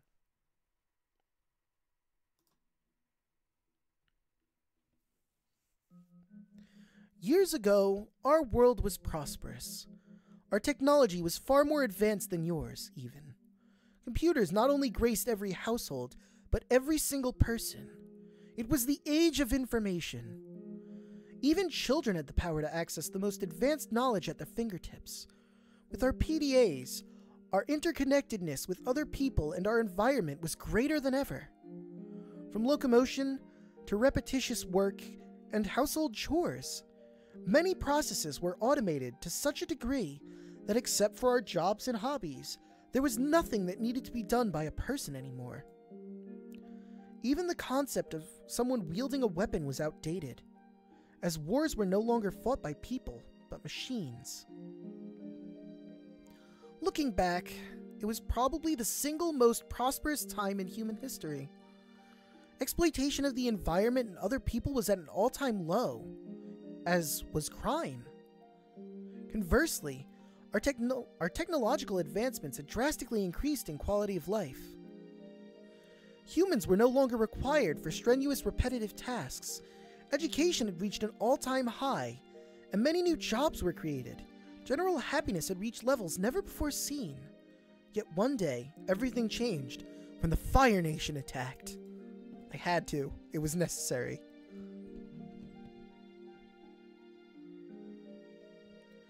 A solar flare that was headed for Earth was detected by an automated monitoring system. It was determined to be so powerful that it dwarfed all of others ever recorded in history. We had less than a week to prepare. Chaos hit much earlier than that, as people scrambled to shield themselves and their possessions from the oncoming ion storm. On a worldwide level, power lines were switched off, satellites reoriented in space, and planes grounded to mitigate the effect that would hit us. Despite humanity's contingency plans for such an event, all of our efforts, we were still not prepared for the sheer magnitude of the solar flare that arrived. It was only then, when our race had become so dependent on technology, that we were immeasurably vulnerable against this kind of disaster. That day, a force with the power of 10 billion Hiroshima bombs was unleashed on our atmosphere. I mean, they're not going to understand the Hiroshima thing because that's our world specific, but whatever. The eyewitness reports from this day were varied as they were terrifying.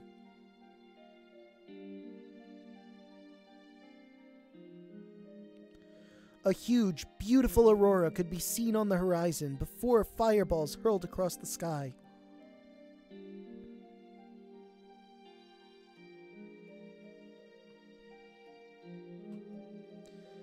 In some places, these lights became so bright that even those asleep at night awoke, as though day had already arrived. A coronal mass ejection by itself did not have the power to kill anyone directly, but the side effects were disastrous. After the lights in the skies arrived, sparks showered from electrical outlets everywhere, igniting rampant fires in every town and city. Facilities that stored weapons, fireworks, or other explosives became centers of widespread destruction and loss of life. During the next stage, the solar flare started to affect the body modifications and caused commonplace pacemakers and nanomachines to fail, 15% of the world's population died as a result of this alone. Once the full power of the waves hit us, however, society as we knew it collapsed in one fell swoop. Power grids on Earth shut down in an instant, as well as all the machines that automated our routine tasks. Long-distance communications and transport became a thing of the past. Without electrical power, the quality of healthcare plummeted, and water and sewage systems were crippled. Diseases we thought defeated centuries ago made their comeback in an almost unsightly fashion, and I just noticed my stream health is doing pretty poor, which concerns me greatly. Everything seems fine, and now it's completely fine. Okay? Anyway... Many thought the end of the world had arrived. And in a way, it had. Some people blamed whoever their belief system would allow, angry at the gods that had forsaken them. Others pointed their finger at our lifestyle and society, not that anyone was listening. Practically, we were back in the Middle Ages. Governments collapsed, and we were overthrown. And the ensuing power vacuums filled with groups of people that were sometimes organized and sometimes not. The few functioning electronic devices left became rare, sought after artifacts over which battles and even wars were fought. Of course, there were also wars over resources and territory. The weaponry used was improvised or reclaimed from some of the days when I thought he was going to say humanity, but when humans had been present on the battlefield. It had been ages, but people returned to the old bloody ways of war. Humanity is in shambles now. Those that I'd call family and friends now live with me in a giant, mostly self-sufficient city-state of survivors. A huge wall around the perimeter, guarded by militia, prevents any outside interference. It's the only way we can retain a modicum of order. Gangs of raiders and looters run rampant on the outside. They wouldn't hesitate to kill first and ask questions later if they had known about my PDA. Our contained community has flourished for years now. We have homes to live in, crops to grow, and livestock to raise. And still have our own automated hospital that runs on salvage generators. Lately, though, supplies have started to run low, and dangerously so. The power we have is running out. Illnesses are spreading throughout the city, and treatment isn't available as it used to be. Our population is dropping by the day. We took a great risk to increase the radius of our scouting missions, desperate to find something outside the wall that could help us.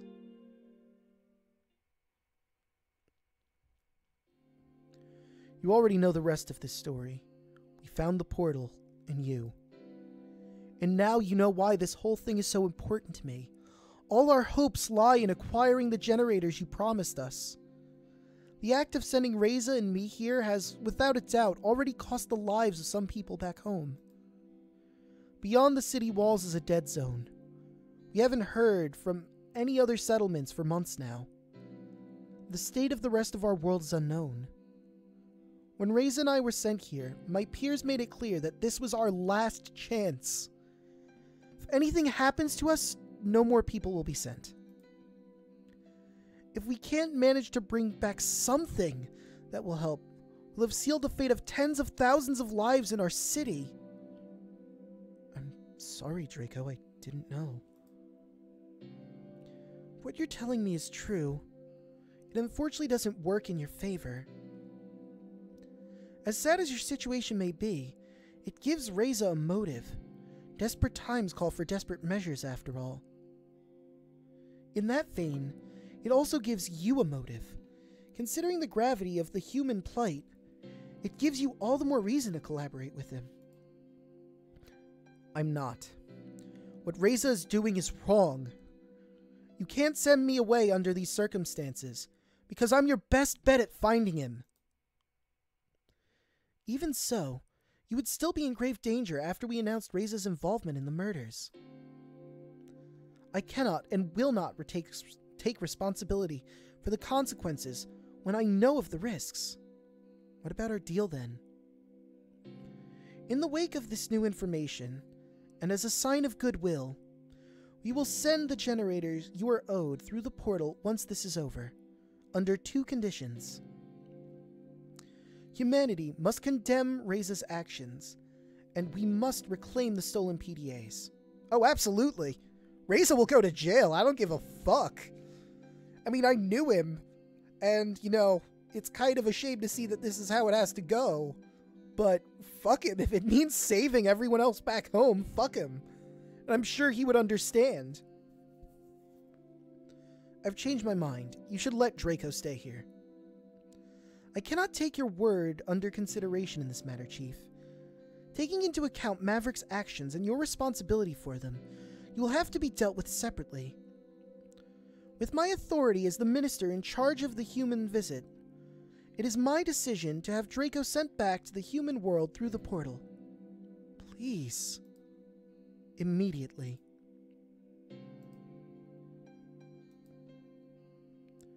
Chief, please arrange for an escort to take Draco to the portal now. I could do it myself, Minister. Well, we have our own matters to discuss, Chief, and I would rather get that over with as quick as possible. In that case, one of my officers should be here at any moment. I arranged for him to meet us here. How handy. Then, let's wait for this officer of yours. Oh wow, that was fast. Didn't take long for Sebastian to arrive. After the situation was explained, he was visibly shocked, but didn't protest when he was given the task of sending me back through the portal. Let's go, Draco. Don't I even get to say goodbye? Let's not waste any more time. You will still be free to send letters after you've arrived on the other side. Just go, Draco. Come on, then. Damn. We were silent as Sebastian and I slowly made our way through to the portal. With each step I took, I drew closer and closer to the hopelessness waiting for me in the ruins of the human world.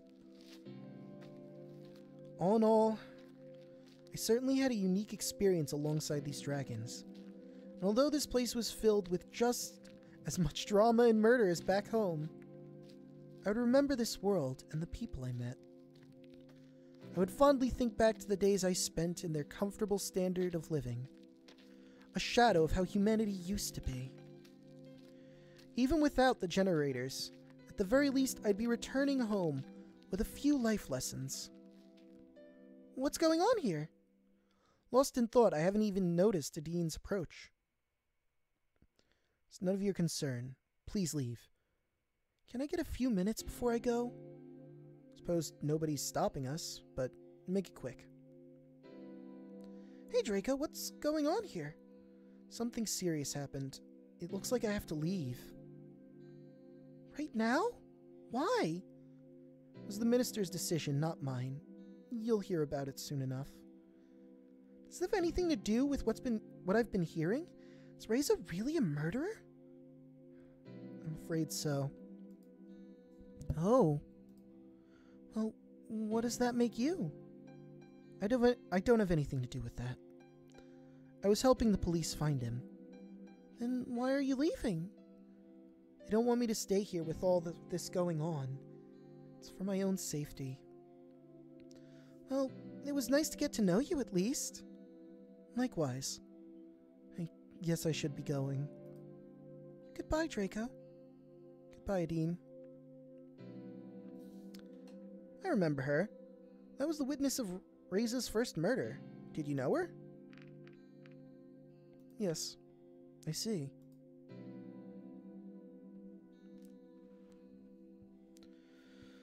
Is this really how this ends?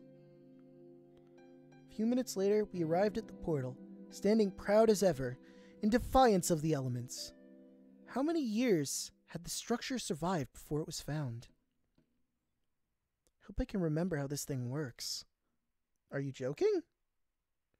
Yeah, sorry, I got it. Alright, I suppose it's time for us to say goodbye. Let's keep it professional. I don't like to mix personal matters with work. Looked away and I shrugged. Go ahead and turn it on then. Would you stand between the pillars, please? Of course. I took my place and stared toward the horizon while I thought of what would happen now that in this world and others.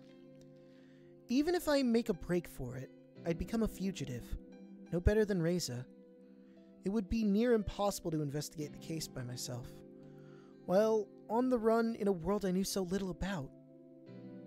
At the very least, I took comfort in the fact that I did everything I could to help, even if it turned out like this.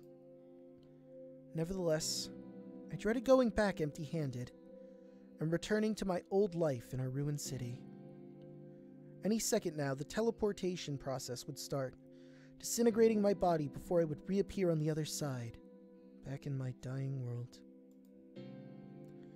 Wonder if there was any risk getting lost somewhere between worlds. We didn't really know how the portals worked after all. Maybe I would be flung somewhere else in space-time, or it might affect my body in some way. I hadn't noticed any unusual changes in my body since I arrived in the dragon's world, but I had no way of knowing if there were potential long-term side effects. Still remembered the images I saw when I teleported the first time. The vivid sights and patterns, people and situations I've recognized since then.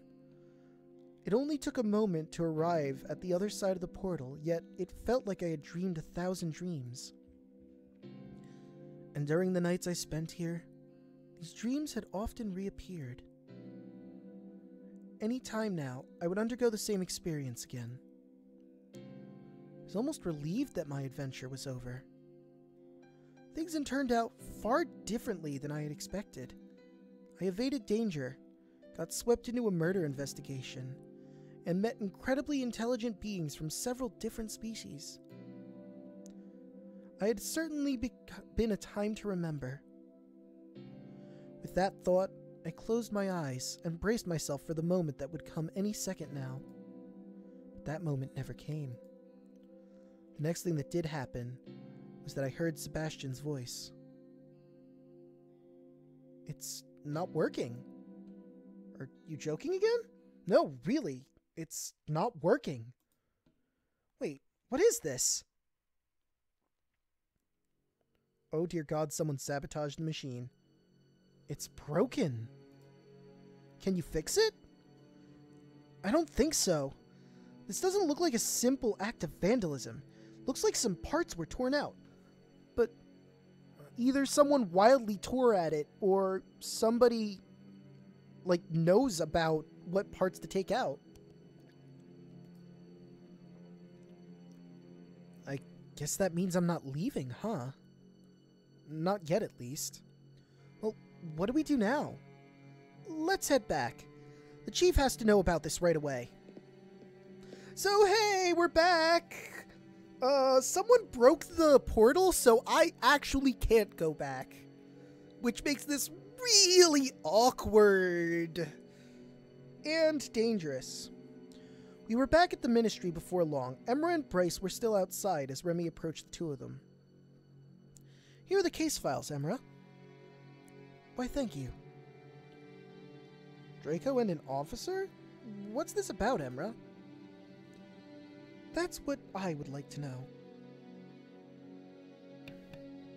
Please, officer, enlighten me. Why has my order not been carried out? The portal is broken. It's broken? Yeah, it looks like someone tampered with it and stole parts. I couldn't even get the interface to turn on. We'll check it out once I'm done here.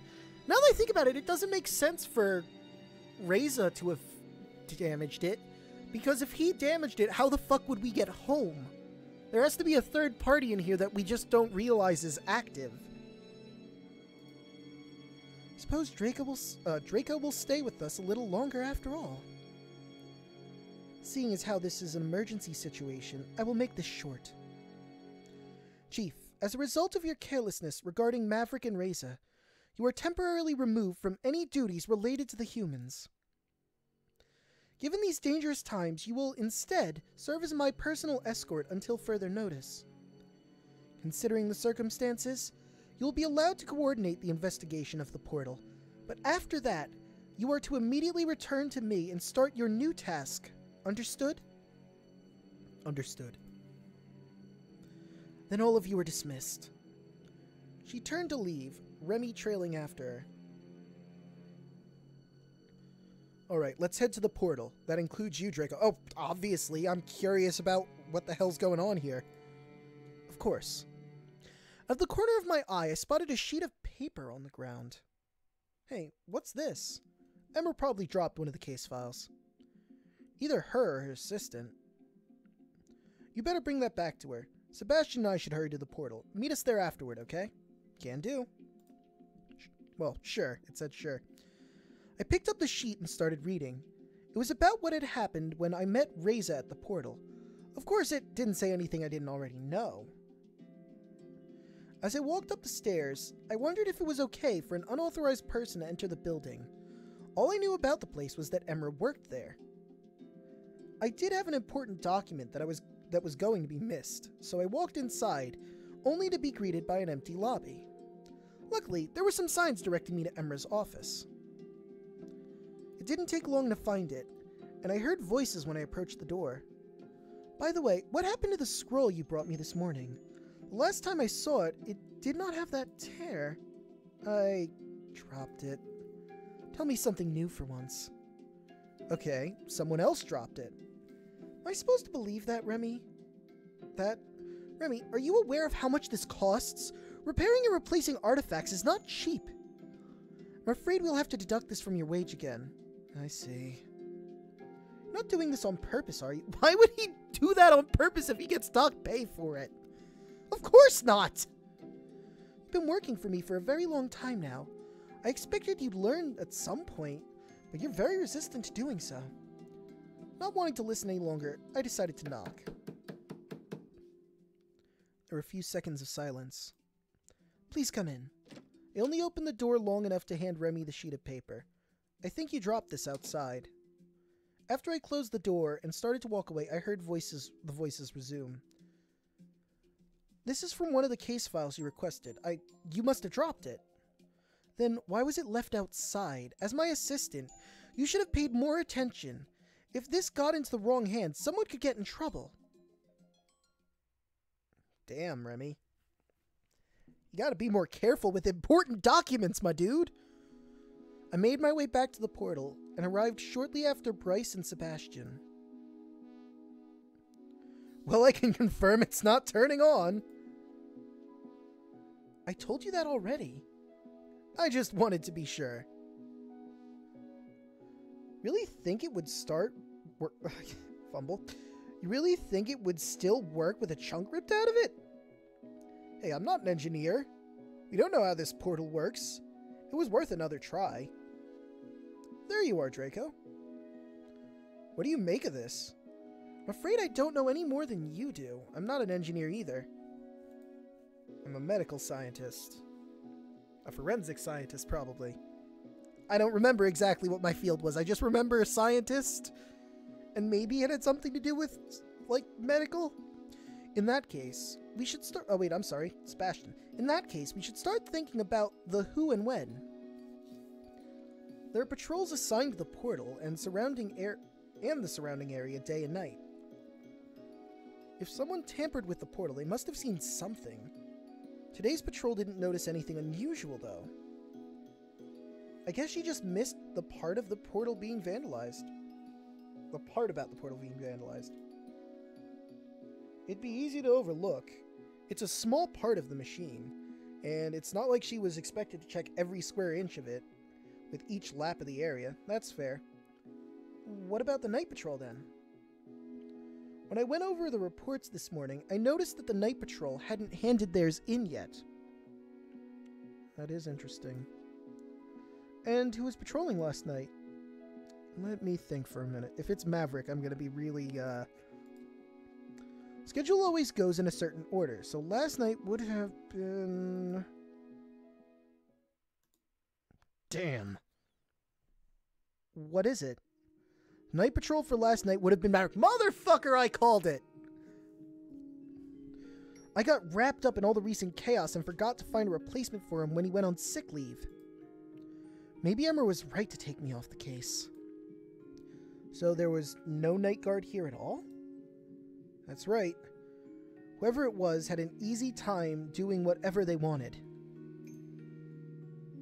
Could it have been Maverick? If he knew no one was going to be here, he could have used that knowledge to his advantage.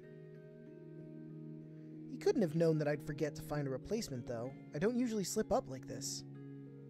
What about Reza? Why would he have done it? He'd be cutting off his only way out. No, he'd be doing something smart. If he has the part he needed to get the portal working again, he's in control of who gets to use it.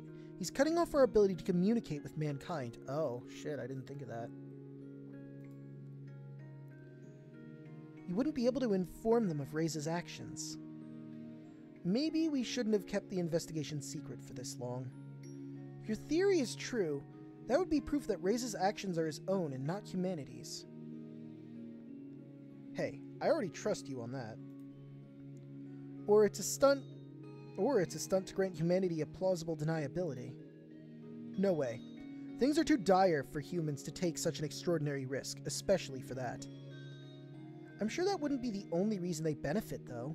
There must be something we're not aware of. Maybe we're looking at this from the wrong angle. If no one was here to guard the portal, anyone could have broken it. It doesn't necessarily have to be anything to do with Reza or Maverick. Yeah, it could just be some Joe Schmo that hates humanity or something. What? I accidentally scrolled up on my mouse wheel. But they still have the greatest motive. Sure. But they definitely aren't the only ones to have one. There could have been been private groups who are interested in the technology or its significance as a human artifact. So that puts us exactly nowhere. At least as far as speculation is concerned. It's about time for forensics to show up anyway. Let's hope they can pull some clues from this. Sebastian, can you take it from here? You've been just as dedicated to the case as I have. Since I'll have to be at the minister's side for a while, I'd like you to take charge of the investigation for now. Jeez, if only I could use my words. Thanks, Chief. I won't let you down. What's up with that anyway? Being appointed as Emmer's bodyguard as punishment just seems strange to me. Are you kidding? I could have lost my job. This is a way better outcome. Honestly, she probably did it for her own sake more than anything else, but I'm not complaining. He locked the fuck out. Hey, I'm cool with that. I like Bryce. He's a cool guy.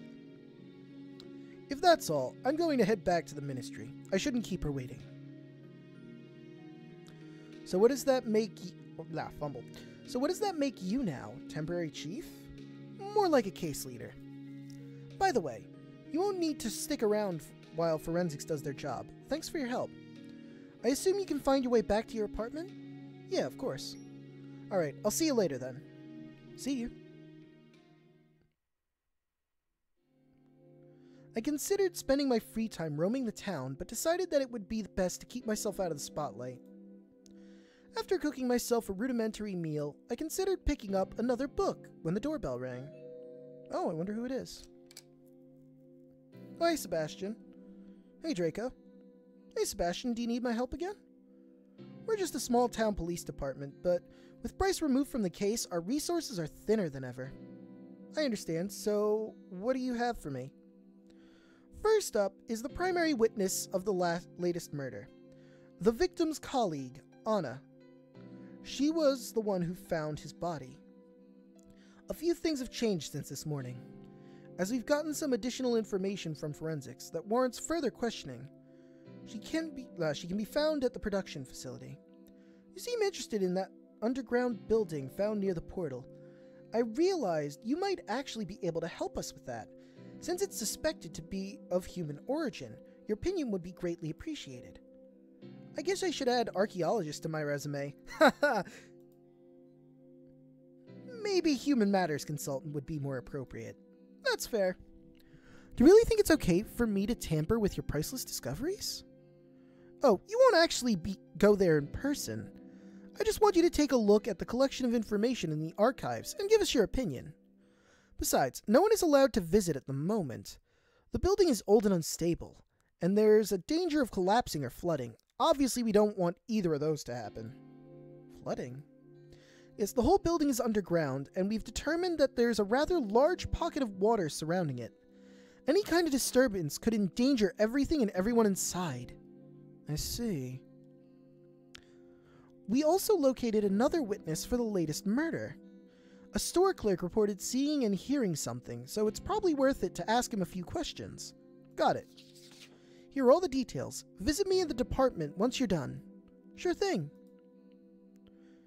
It was interesting that they still relied on me for their investigations, even after they tried to send me back to my world.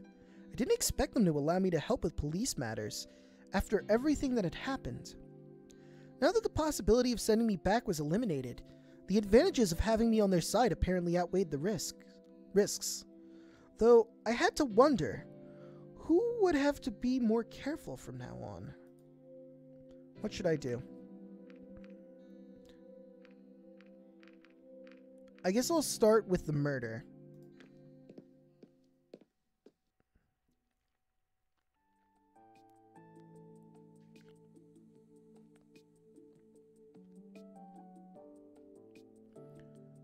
Who's he talking to? Hey, I think I've seen her before. If you mixed up the prescriptions again, then I can't help you. I can't refill this one. We're just about to close, so you'll have to bring the right one tomorrow. Okay, it's a good thing I came to the store first then, because they were about to close. Hello, Draco. How can I help you? You know who I am? How could I not? Everyone knows about you. Actually, I'm just about to close up here, so please make it quick. I'm here on behalf of the police. I was hoping that you could answer a few questions. I see. Well, I don't mind as long as you make it quick. I have to leave for my other job soon. Vera, what are you still doing here? I already told you have to come back tomorrow. Here, have a lolly on the house. I guess she doesn't want it. Is she mute or something? What's the deal with her? She comes here occasionally to pick up her mother's prescription. I'm not sure what's up with her lately. This isn't the first time this has happened. One time the doctor forgets to issue a new prescription. Another time she brings me an expired one instead of the new one. She isn't exactly the brightest, but this is unusual even for her. So, what do you want to know? As I said, this is about an ongoing police investigation. You reported seeing something yesterday evening, and any information you have could help. Can you tell me exactly what happened? Of course. This was after I came back from my second job, so around 2 or 3 in the morning. It was dark, and I couldn't make out that much, but the police requested that anything unusual be reported. And what did you see? There was a human-like figure walking away from the production facility. Seemed to be in a hurry, too. Okay, so human-like. Could be a human or a runner, I suppose, but more likely it was Reza stealing shit. And you sure this was a human? Unmistakably so. I couldn't make out any details, though. Honestly, if you were the figure, I would have been able to tell the difference. What did you do when you saw it? Nothing. I was on my way home. And it was a little unusual, but I wouldn't have bothered to mention it under normal circumstances. I only did because the police requests for witnesses. Do you know what direction the person went? 1 second. It'll be easier to draw a sketch for you. That would be great, thanks. He grabbed a piece of paper and drew on it with a thick felt-tip pen. Here, this is the easiest entry of the facility, and this is where they went. So, away from the main district. I guess so. Okay, that'll be all. Thank you for your help. You're welcome.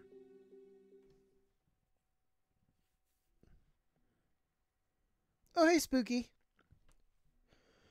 Before deciding on my next move, I returned to my apartment for a moment's rest. A small piece of paper had been slipped under my door while I was gone. Don't go to the portal was all it said. I considered the possibility of a hidden message, but that was unlikely. The statement was blunt and quickly scrawled. Someone clearly didn't want me to go to the portal, but Why would I go there in the first place? As it was out of order right now, such an action would serve no purpose. I looked outside the window at the portal's faint silhouette in the distance. The paper rustled between my fingers as I fidgeted with it, wondering about the message's sender and significance. My train of thought was violently interrupted by a sharp burst of gunfire echoing from the portal. I had to think fast. The gunshots ensured Reza's involvement. He was at the portal. The question was, why? If this was his attempt to flee back to the human world, he would receive a rather unpleasant surprise at the moment he would try to use the portal. Or maybe Sebastian's theory was correct, and Reza had the part he needed to repair the portal, in which case his escape would be imminent. The gunshots themselves were another question. Was someone trying to stop him? The police patrol may have seen him, and he may have been taken by surprise. This could be another murder in progress. But all of his murders were committed with a sharp weapon before now, not a gun. He didn't want to be heard. Besides, it was only early evening, and the town was still bustling. If Reza wanted to stay hidden, he was doing a rather poor job of it. Of course, there was also the possibility he wanted to be heard. But who would he want to attract? The police? Maverick? It could easily be a trap for those hunting him, and that technically included me. Though I wasn't sure if he knew of my involvement at the investigation. It's also a very real possibility that he knew my apartment was close enough to the portal to hear a gunshot. Could it be a signal for me? Regardless, the words I held in my hands were unmistakable. Don't go to the portal. What should I do? I'm gonna stay inside and call the police. I mean, I have no reason to trust this mysterious person, but... Dude has a fucking gun! Although in the same vein, maybe this person's plotting something that I'm gonna be an accomplice to if I stay and call the police instead of going myself. But I wouldn't know. So all accountability wouldn't go on my shoulders. I'm gonna call the police. Ultimately, I trusted the mysterious message. Remy's list of phone numbers, given to me when he brought me to this apartment in the first place, proved to be a valuable tool. I dialed the emergency line, and was greeted by a calm voice asking me about my emergency. The gravity of the situation was understood, and I was advised to stay inside until further notice. A team was dispatched to deal with the situation while I waited. From my window, I tried to catch a glimpse of what was going on at the portal, but I couldn't see much. The dark of night was fast approaching. About an hour later, I was informed the team had searched the perimeter, though no trace of Reza was found. I was given the go-ahead to continue my investigation, but I was free to stay where I was if I felt unsafe. Got more time left, what should I do? I'm going to go to the production facility.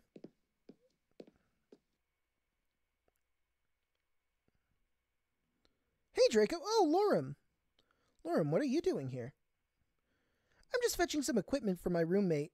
He's in the middle of an experiment and really needs this stuff. He sounded very emotional, which is very unusual for him. Sounds like it's serious. And you're here for important human business, I bet?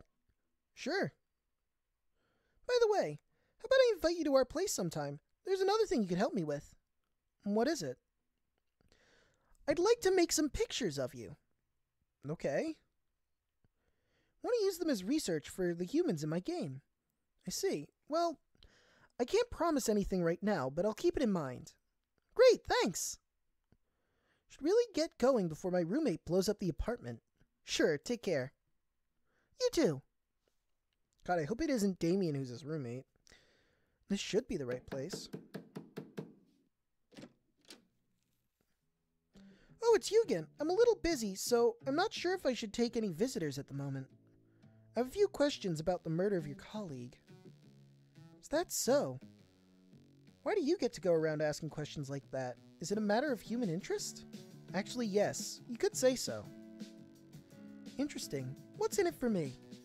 I already agreed to your tests. I'm not sure what else I could offer you. Besides, I'm working with the police, so your cooperation would be greatly appreciated. Oh, you're working for our police. Now you really have my attention. I want to see where you're going with this, so by all means, go ahead. Let's see, can you tell me what happened when you found him? What's your relationship? Seeming very calm for someone whose colleague was just murdered. What happened last time you saw him? I should go with that one, but... Saw him yesterday evening. There were some tests I needed to run overnight, so instead of staying late to set them up, I had Damien do it. That's what colleagues are for, right? Can you tell me what happened when you found him? I might have left early yesterday, but I made up for it by coming in early today before anyone else. That's why I was the one to find him. I was on my way to my office when I saw him lying in the middle of one hallway in a puddle of his own blood. What's your relationship? We were colleagues, nothing more. Heard you didn't particularly like him. Yeah, but that's not unusual. I don't like most people. He really didn't like me, though. Why's that? He was jealous of my success and it showed. You seem very calm. People die every day. It's a simple fact of life. Besides, I don't see you crying about him either. Well, I barely knew him. I didn't know him that well, so it's not like someone I actually cared about. You know what? I guess that's kind of fair. The world stops spinning for no one. Life goes on, and for me, that means being without an assistant for a while. Well, that's all. That'll be all. Thank you, Anna. My pleasure. Time to head back. You interrogated Anna. Interrogator number 2. Whew, it's getting late. I should head back to the police station now. Do I have everything? Right, let's see what Sebastian will say to this. I got all the information from the murders, none of it about the lab from the police archives. I figured the murders were more pressing than the archives, I guess. Getting witness testimony. There you are, Draco. Seems you've been taking it seems like... Fumble. It seems to me you've taken a liking to Bryce's chair. Maybe I could get used to this. Don't tell Bryce, though. By the way, good job calling the police when you heard Reza. It's too bad he got away again, but maybe a witness will come forward, and we'll find out what happened. Now, let's take a look at what you got for me. The witness report from Anna is good. Nothing new to us, but it's nice to have her statement in writing. The statement from the store clerk is interesting. We've had a few reports of Reza since he went into hiding, so this is very helpful. It's another confirmation of his involvement with this whole matter. You did great today, Draco. The police department is glad to have you on our side. Did well in the 3rd investigation! Woo! I'm glad it said I did well.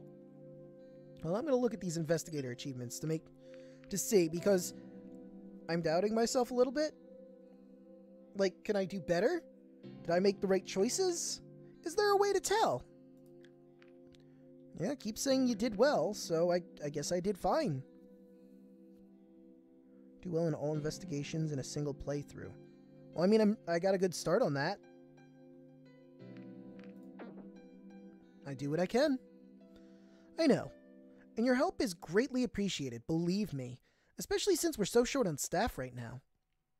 That'll be all for today. I'll contact you if we need anything. Of course. See you next time. See you. A brand new day. Finally, a free day. What should I do? I guess I'll meet with the dean. Because, I mean, she saw me leaving, and that didn't happen. I'm curious what she's gonna say. This should be the right address. I'm coming! Oh, it's you! I was expecting someone else. You're a little early. Yeah, I didn't know how long it would take me to get here. Better early than late, right? You know, I'm glad they decided not to send you away after all. Me too.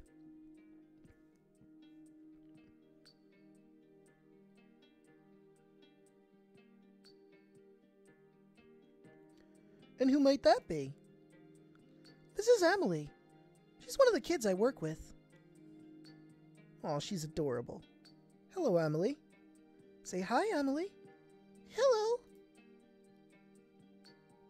I just have to bring her back to the orphanage real quick. Feel free to make yourself at home in the meantime, okay? Sure. You met Emily. Okay. I don't know what that symbol meant. This is where you live, Edine. Small, but cozy. I'm also curious about this. How's my status with everyone? Good with Fauna, I'm neutral with Remy because I don't really see him a lot. Lauren, I'm good with. Neutral on Bryce. Good on Edine. Oh, okay. So those are like little things you get from interaction with them. I gotcha. I'm back! That was quick. Being able to fly does have its perks, you know. Wait, you flew her back? Well, I'm a delivery flyer. She doesn't get scared or anything? Not at all. She's such a brave little girl. So, what exactly is it that you do at the orphanage? I'm a volunteer. I help them out with whatever they need and sometimes take care of the kids. They only have so many social workers. The ratio is about 1 social worker for every 10 children. So it's good for the kids to spend some time one-on-one with someone they know. I guess you could almost call it babysitting, but for the kids, it's basically we become foster parents. The older they get, the less likely they are to be adopted. She might be too old to be considered soon.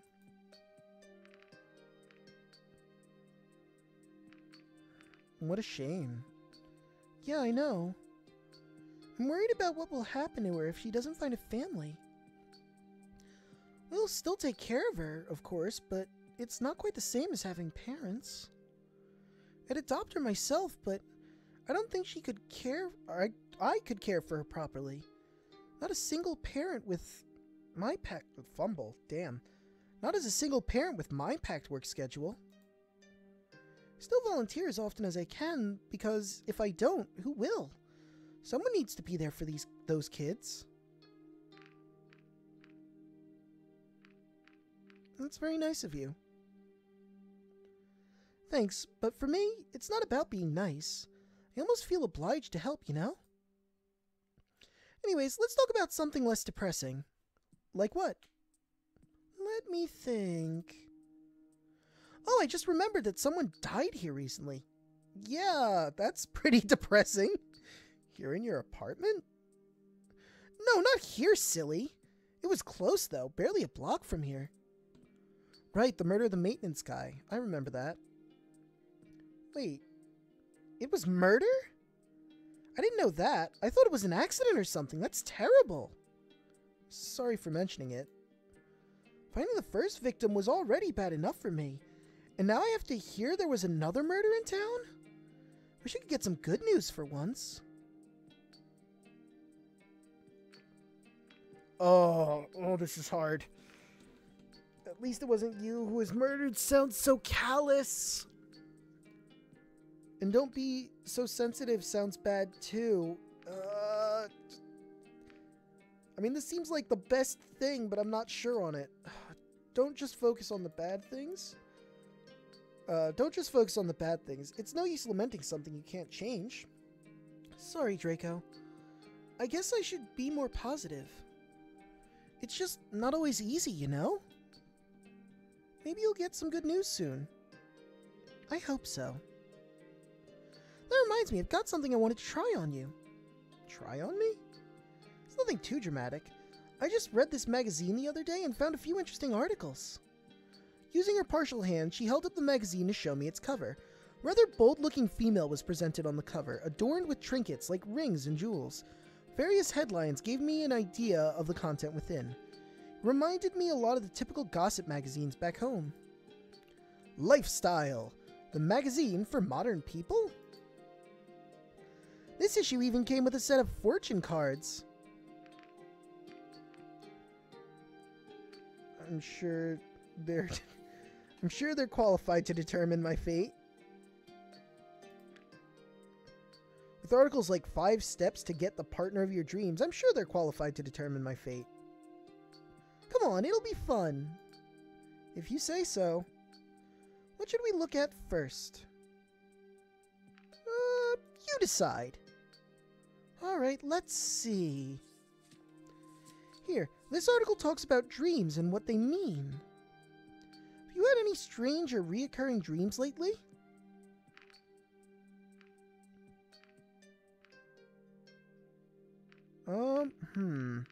Well, it mentions my dream in dialogue. There should be an honest answer here. Like about, you know, going through the portal, but... Let's see. I guess I'll go with my dreams are often about people I know.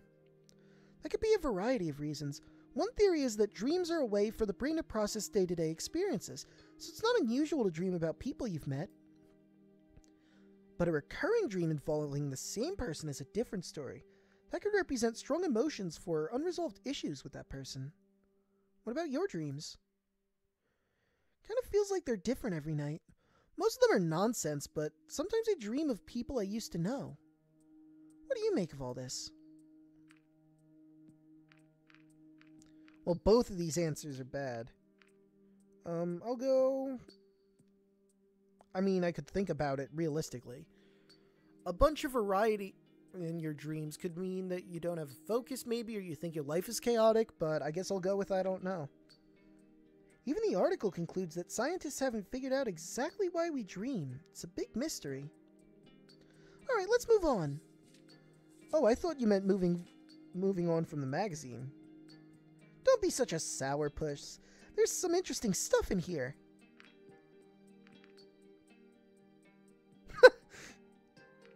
The dream stuff wasn't so bad, it's interesting.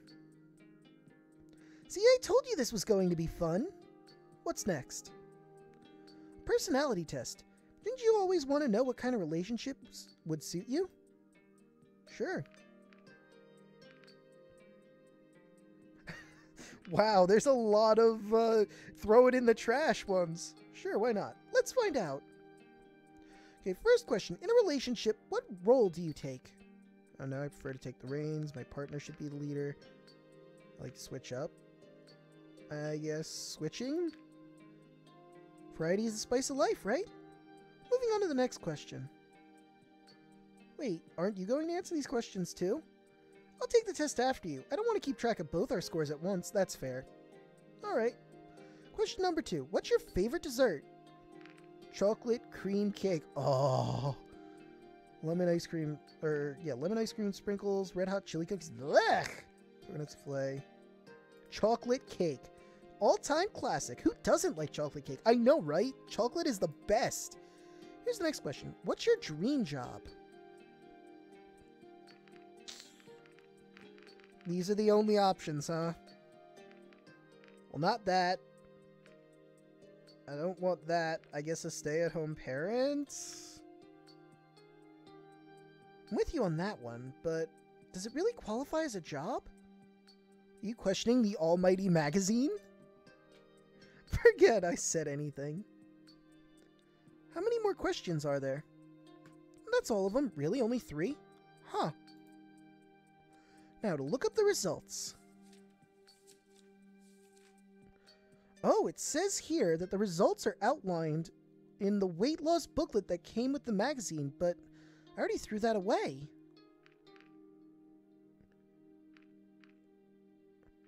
So we'll never know what kind of relationship would suit me. Yeah, how else would you know? There's no other way. I'll be at a loss for the rest of my life. But now we get to the best part, the fortune cards! That's what I was looking forward to. I'm curious what they are. Me too.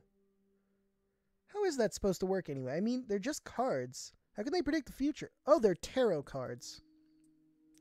Apparently, there are different schools of thought regarding the use of fortune-telling cards. The cards themselves don't know anything. They're just a tool. So the information actually comes from somewhere else. But where, though? Well, one interpretation is that our subconscious, who gives us the answers that we seek. Similar to how dreams can be interpreted, the interpretation of the cards is very dependent on the person itself and the symbols they recognize in the card's images. We recognize images that are relevant to our lives, and that gives us an idea about ourselves and our current problems. However, that's just the most grounded interpretation out there. People usually associate something more paranormal with fortune cards. One of those explanations is that the cards are our way to communicate with a higher being, a paranormal entity that knows more than we do and can give us a subtle nudge using the cards.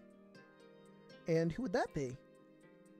The explanations range from ghosts to angelic beings. One even involved humans. Clearly humans are the almighty beings giving the answers. Really? Yeah, people would say that you could communicate with humans this way. And then there was also something they called higher self? Higher self? How come you know so much about this? Because I read the article about it. Oh. I mean, that makes sense. Okay, what should I draw for you? Why don't I get to be the one who's reading the fortune? Because I paid for this magazine, so the cards are mine. Okay. So, what are my options? I could read your past, present, or future. What's it going to be? I'm curious about the future. The prediction of the future is what most people associate with these readings. However, their purpose is to prepare the person in question for a possible future, rather than just predicting it. I figured the future would be the best thing to learn on. Oh my. What is it? The card we've drawn is associated with drastic measures, particularly those with a final conclusion. This can be interpreted many ways, but it can refer to death, the ultimate conclusion. It can also mean many other things, like a violent outcome of a brewing conflict, or a positive resolution to a long-running conflict. What do you think?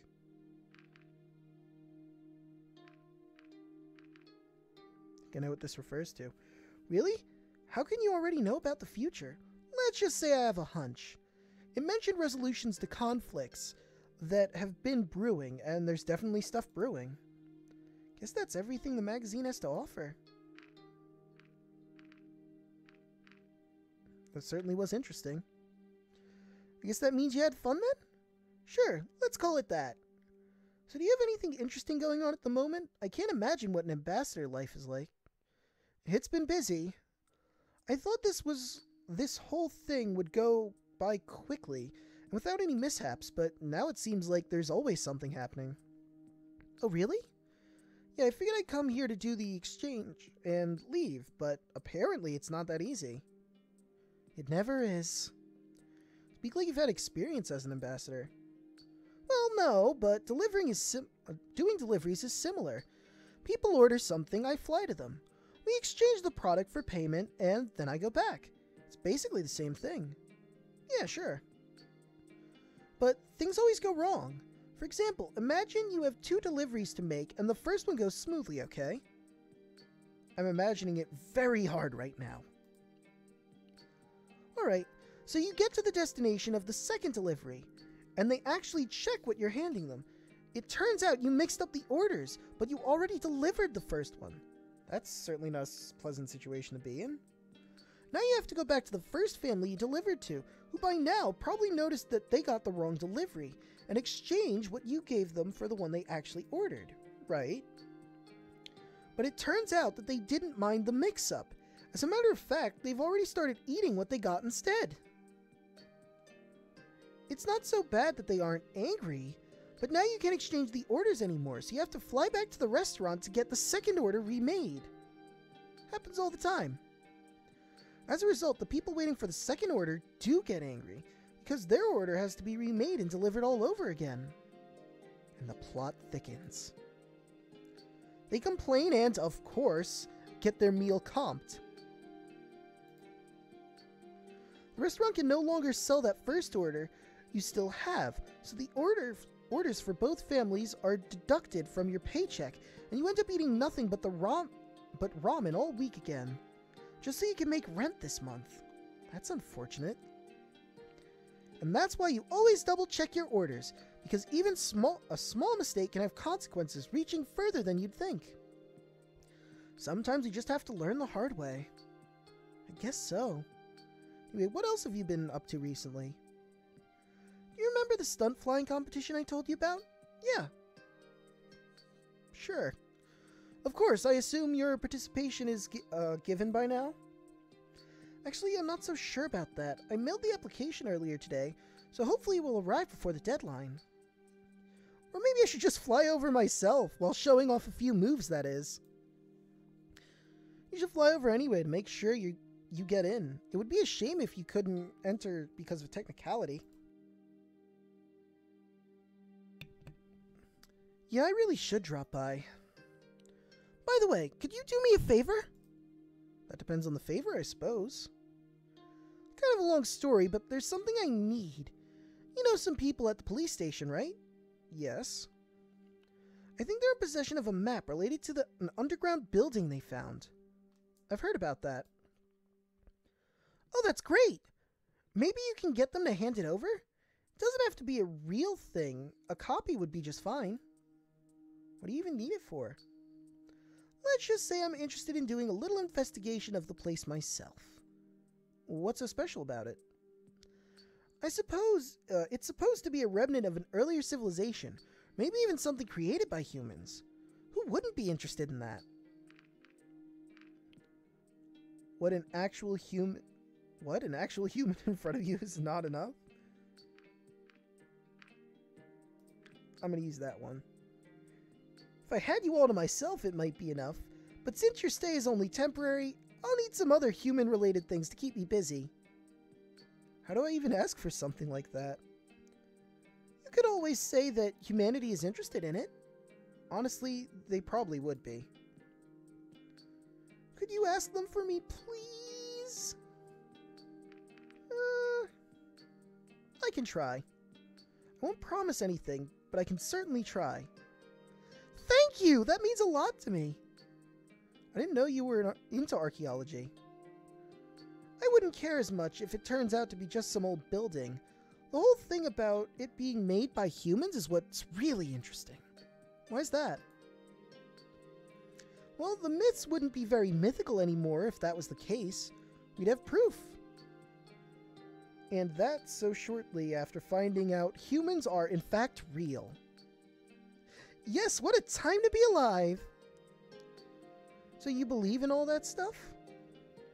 Belief isn't the right word when you're standing right in front of me.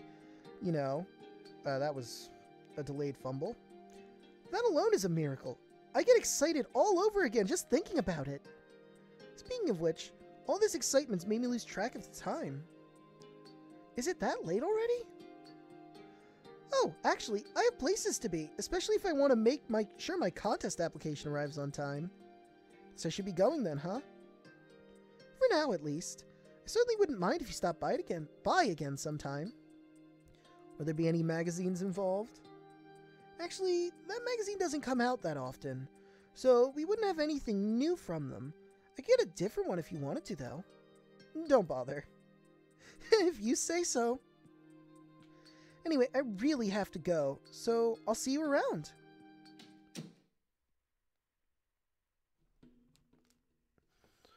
Alright. Looks like I have some free time today.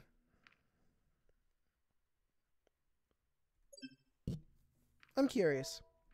Yeah, still good. I could hang out with Lorem, I suppose. I mean, I just spoke with Anna about business stuff.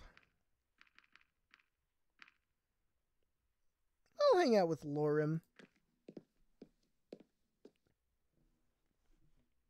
I'm not going to double down on anyone, that's for sure. There you are, come in! Sure. Honestly, I can't believe you agreed to do this again. It's my pleasure. Now that I've had a chance to work through everything from the last time, we can do some real work. Sounds great. I did a staggering amount of research on mythical humans. Here, let me show you some of the stuff I found. Sure. We sat down at the coffee table. Lorem opened up a laptop and started to type away. Seeing the laptop brought back memories. In our world, they'd become obsolete a long time ago. Before I show you these images, I should probably tell you that some of them are really weird. Just don't take them the wrong way. You already told me about the four-headed human, so I think I can handle this. Alright. Okay, let's see some of these weird images. Huh. So that one's like a reptile-human hybrid.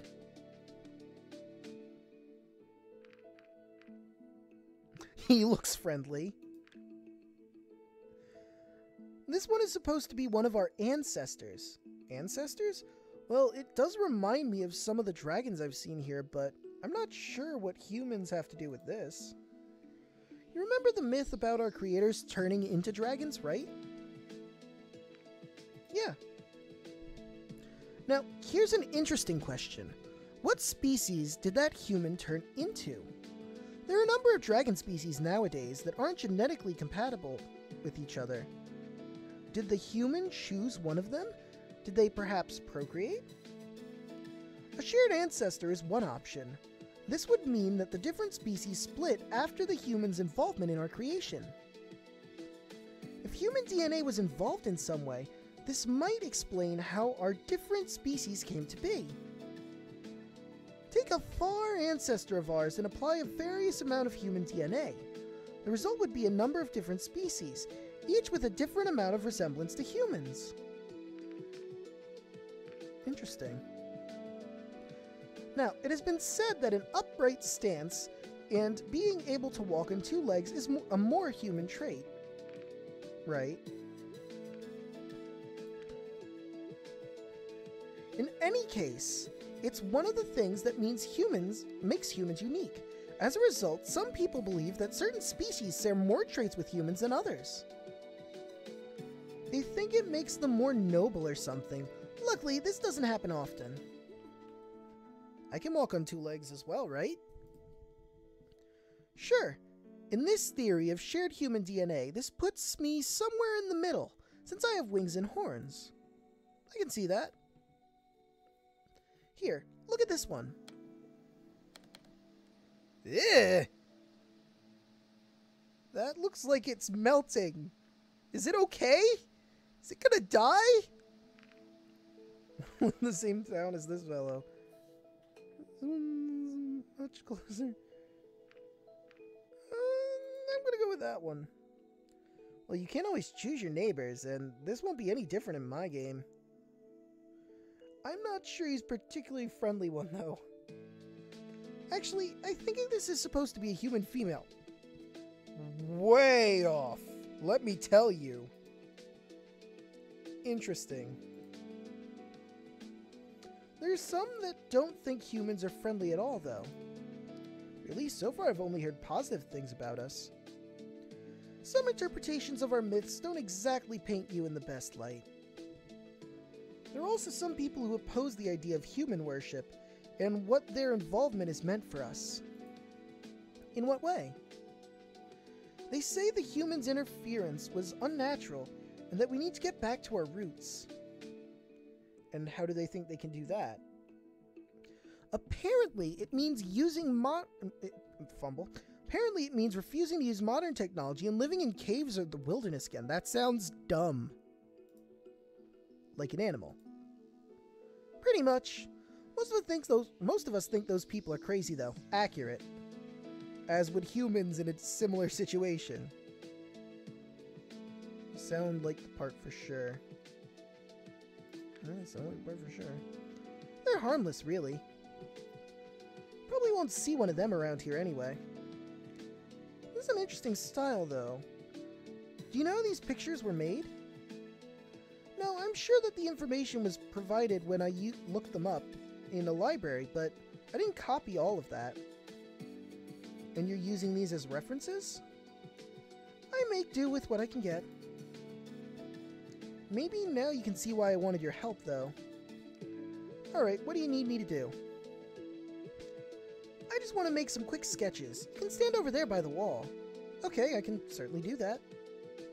I walked to the spot he indicated. When I took my place, I saw he had laid out a number of pens and paper. And other art supplies on the table. You want me to vogue or just stand like a casual thing? Oh, this is going to take a while, isn't it? I'll try to be quick about it. Do you want me to strike a pose or something? A T-pose should be good to get started. Oh, I was going to JoJo pose. That's fine, I guess. What's that? Just point your arms sideways so you look like a giant T. Oh, I get it. Raising my arms to the side and wondering how long this would take. I wondered how long this fake fumble. Great, now stay as still as possible. I'll try. As I wasn't allowed to move my head, I stared at Lorum's sketching of my figure. This went on for a few minutes, until I suddenly heard the sound of the door opening.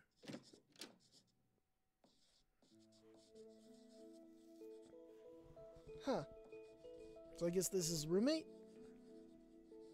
Hey, Lorum. Oh, right. I'm sorry, that's him. Oh, right, the human was going to visit today. I totally forgot about that. Don't mind if I take a seat, right? You just wanted to study, Draco. Like you aren't doing that right now. Besides, this room is mine as much as it is yours. I'll just watch and be quiet. I thought you had experiments to run. And they're running. I'd rather not be confined to my tiny room for the next 2 hours staring at the ceiling waiting for them to finish. But no experiments on Draco. Yes, I'll just sit here and maybe take a few notes. I'm sorry, Draco. This is my roommate and longtime best friend, AwSw. Nice to meet you, AwSw. His scientific bluntness may be off-putting, so bear with him. I mean, I hang out with Anna, too, so this is nothing new. Speak for yourself. So much for those two being best friends. I don't know, they sound like best friends to me. Lorum returned to his drawing, the silence only being interrupted by the strokes of his pen. Something interesting happened at work today. Did they finally figure out it was you who was playing all those pranks? No, they'll never catch me. I was talking with a colleague about the human here, and I offhandedly mentioned that Draco was going to come over. I don't like where this is going. Some hours later, Anna barges into my office and says Draco is off limits to anyone besides her as far as tests and experiments are concerned. Sounds like her. Well, I'm not taking samples. I could hardly be blamed for just looking at Draco. Yes, but that makes me wonder. Draco, did you agree to visit her and undergo some rigorous test regimens? I did. Oh, good luck to you then. Oh, and Lorum, have you seen my AwSw sphere recently? Your what? Didn't you put it with you when you went to the park the other day? Take it with you. Oh yeah, they mentioned AwSw spheres. I read a manual about that. I have no idea what the hell it is. Yes, I did. Well, that's the last time I saw it. Must have lost it then. I already searched the whole apartment. Did you go into my room? No. Maybe someone found it. I had it registered in my name when I got it, so if anyone found it, it should show up sooner or later. What is an AwSw sphere, anyway? Just a glorified toy for grown-ups, really. Are you saying it's for happy fun times, or are you saying it's just a neat little thing? You have no idea what you're talking about. An AwSw sphere is a very sophisticated tool with a countless number of uses. Like what? It can levitate and follow you around. Take photos. Well, that's weird. I thought he was going to list multiple things, but it's just follow you around and take photos. Anyway, let's try that again. It can levitate and follow you around, take photos. It just seems weird for the and not be there. Levitate, follow you around, take photos. You can even use it as a calculator. Maybe the punctuation is just wrong. Making it a glorified toy for grown-ups. I use it for my experiments. Well, if they can take photos, I wouldn't need to stand around like this. That is, if we had it here now. It's a great companion for all situations in life. It's basically modern-day phone, gotcha. It's much easier to draw from a living model than from a photo, though. Easier for you, maybe. This doesn't take much longer, because my arms went numb a while ago. Yeah, I think you can relax now. I'm nearly done with this one. A tingling sensation went down my arms as I relaxed. Slowly, I began to regain feeling in them. Alright, now turn around. I thought we were done already. Not unless we want our humans to lack a backside. So that's what this is all about. You know what I mean. I know exactly what you mean. Isn't it my turn to draw you now? That's not how it works. I wouldn't mind getting a portrait of myself. I can already see it, the light shining from above, caressing my luscious mane, highlighting each lock as they interplay. This is gonna be a long day. That depends on how fast you are. As I was now facing the wall, I couldn't see what Lorem and AwSw were doing. After a few seconds of silence, I heard some whispering coming from the couch. What are you talking about? I didn't want to be rude, but I was just curious about your vestments. He said, and I quote, "This would be more interesting if it wasn't for those clothes Draco was wearing." Look, I'm not stripping for you guys, if that's what you mean. I see how it is. I'm just saying, it would be hard to study an insect if there was a piece of cloth draped over it. Wearing that much just seems odd to me. Humans wear clothes like this, it's only appropriate to depict them as such. And my scientific curiosity shall remain unsatisfied. Because Draco's not here to do that, and you would get in big trouble with Anna. We do actually have a pretty big variety of vestments. I could tell you about it. Sounds good, but not right now. I have to finish this up first. Right. Or alright. Suppose AwSw, I've heard a lot about experiments in science now, but what do you actually do? I work in the facility as a biologist with a minor in physics. In addition to the office, I also have my own setup here at home. I assure you, it's pretty isolated from the rest of our apartment. It even has a fume hood to prevent accidents. Well, that's good. But I only use it for the smallest of experiments, usually things unrelated to my job. Sounds interesting. Don't get him started or we won't hear the end of it. Maybe you'd like to talk about your hobby instead, Lorem? Isn't this already a hobby? I guess you could say so. I was talking about his other hobby, though. Oh, that. I don't know, it's a little embarrassing, to be honest.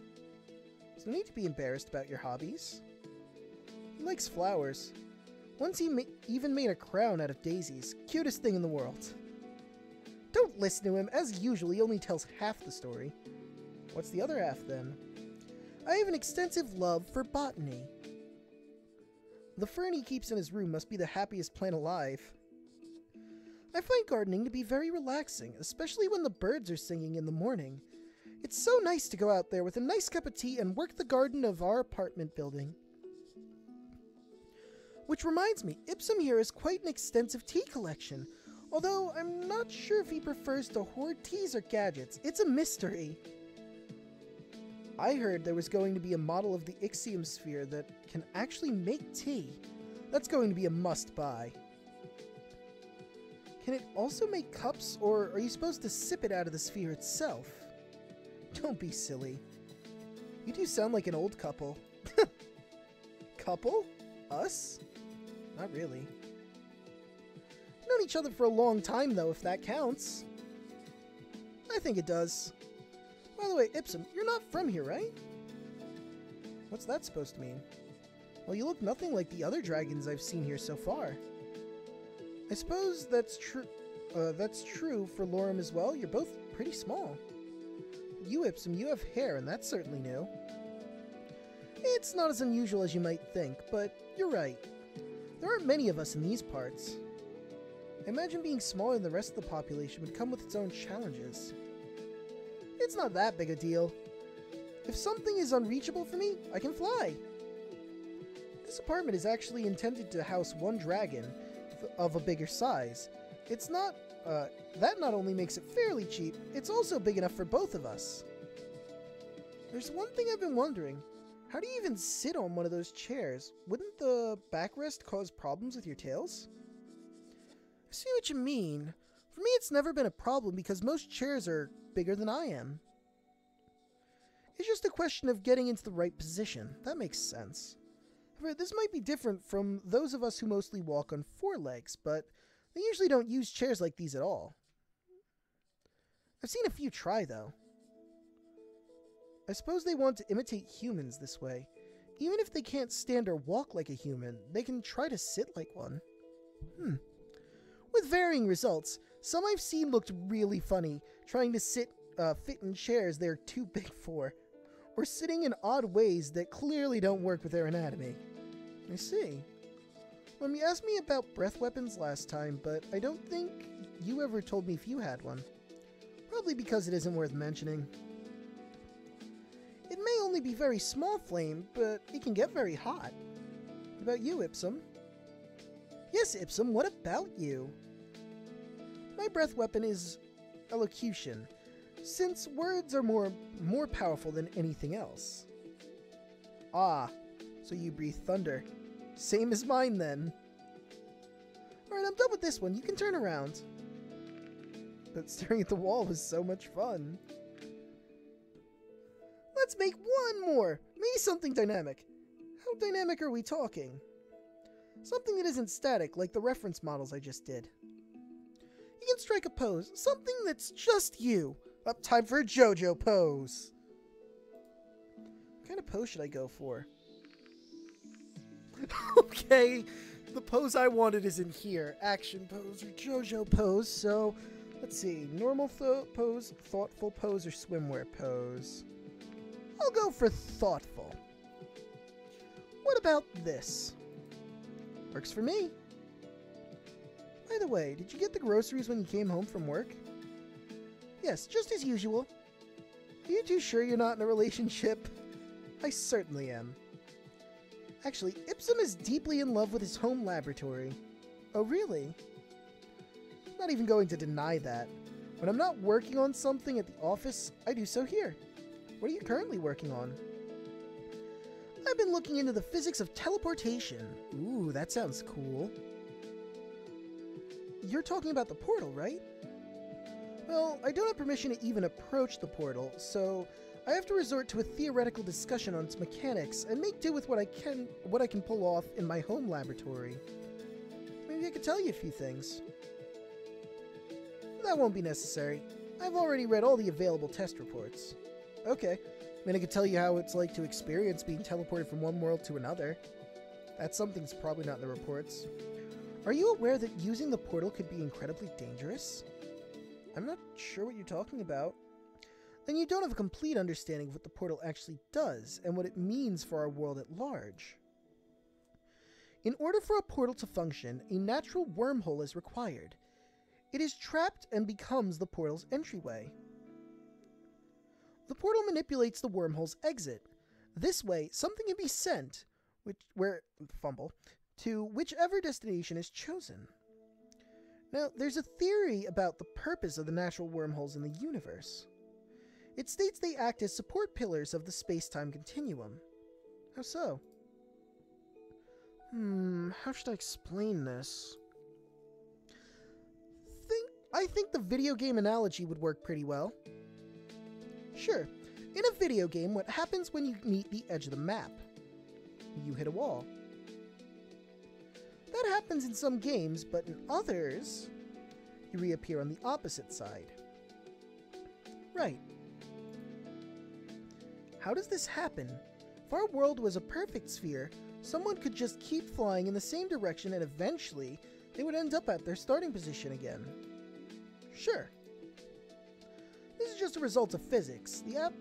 In the abstraction of a video game, however, it doesn't work like that. They don't try to replicate a spherical world, but use a 2D plane instead. This is getting confusing. Imagine a piece of paper with a world map printed on it, right? While it shows the entirety of the world, it's still just a simple flat piece of paper, rather than a sphere, right? Sure. Let's assume that in a game, our world map looks like that. Now, what happens if we approach the edge and walk over? Now, what happens if we approach the edge and walk over it? Is that we are teleported to the opposite side. Okay. This doesn't actually make the game world a sphere, but rather a torus. A torus? You know, like a donut. Right, I forgot that's what that's called. If that's the comparison you want to make... Okay. Now, things are going to get really complicated. Are you familiar with the many worlds interpretation of quantum mechanics? Let's say I'm not, even though I am. It states that every single time a choice is made by an actor that is It states that every single time that a choice is made by any actor that possesses free will, the universe splits off into different branches. This means that for every choice you've made, there exists a branch of the universe where you made a different choice. I see. Now, we can't communicate with these other branches in any way. You don't know what would happen if you made a different decision just this morning. You could make an educated guess, but the only person who truly knows what would happen is that alternate you who has made that decision as living its consequences. That is, unless we could communicate with those other branches. However, there's a barrier that prevents us from doing that. This barrier is made up of wormholes.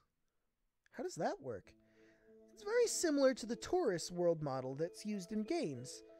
As we approach the edge of our own world, the barrier causes us to end up on the other side instead. Does this mean we could get teleported to the other side like in a video game? Not necessarily. It would be just as correct to assume that our universe is shaped like a torus. So, which is it then? Do we get teleported or not? Good. Okay. In theory, it's good. Okay. The connection was successful. I don't know what that was all about, why it just suddenly popped out of existence, but it's fine. Now that's working out. Imagine this sheet of paper is the entirety of our world. Took a sheet of paper from Lauren's stack and showed it to me, marking a spot near the edge with a pen. And this is where you live. Unfortunately, your workspace is here on the other side. He drew an X close to the right edge of the paper. If the world was flat, this would be very unfortunate, and you'd be late to work a lot. However, if the world was a torus, the left and right edges would be connected. You could take the shortest route to work by going over the edge. Now let's say that this is the only possible because the wormholes connect these two edges together. If you happen to be right at the very edge and looked beyond, everything would be perfectly fine for you. Given that these wormholes stay in their place, you would never know that because the world is actually flat and you can only travel to the other side because wormholes connected to the edges. You would think that the world is a torus. Right. However, what if the wormholes don't actually bring you to the other side by teleporting you, but instead just bend the paper into a torus shape and hold the edges together? If these wormholes failed or were displaced, the paper would unfold, throwing the world into disarray. That is why wormholes that is what the wormhole and the barriers actually do. They would hold everything together. So they're really more like glue. If it wasn't for them, the overall construct would collapse in on itself. What construct? The entirety of space-time. Now, if these theories are true, that would mean using a portal damages the barrier each time the portal is activated. The wormhole is used for teleportation is displaced, leaving a small gap where it used to be. Do this too often, and the overall system will destabilize eventually. Alright, maybe you shouldn't talk about your theories about how the world is going to end. It's all interesting, though. Nothing is going to happen because the portal was used a few times. I just hope humanity is aware of its implications. Maybe we can collaborate. I certainly hope so. Your research seems to know what they're doing. Researchers, rather.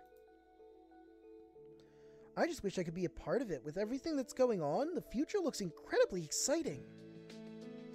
What do you think's going to happen, AwSw? Now you'll get him started. Don't say I didn't warn you.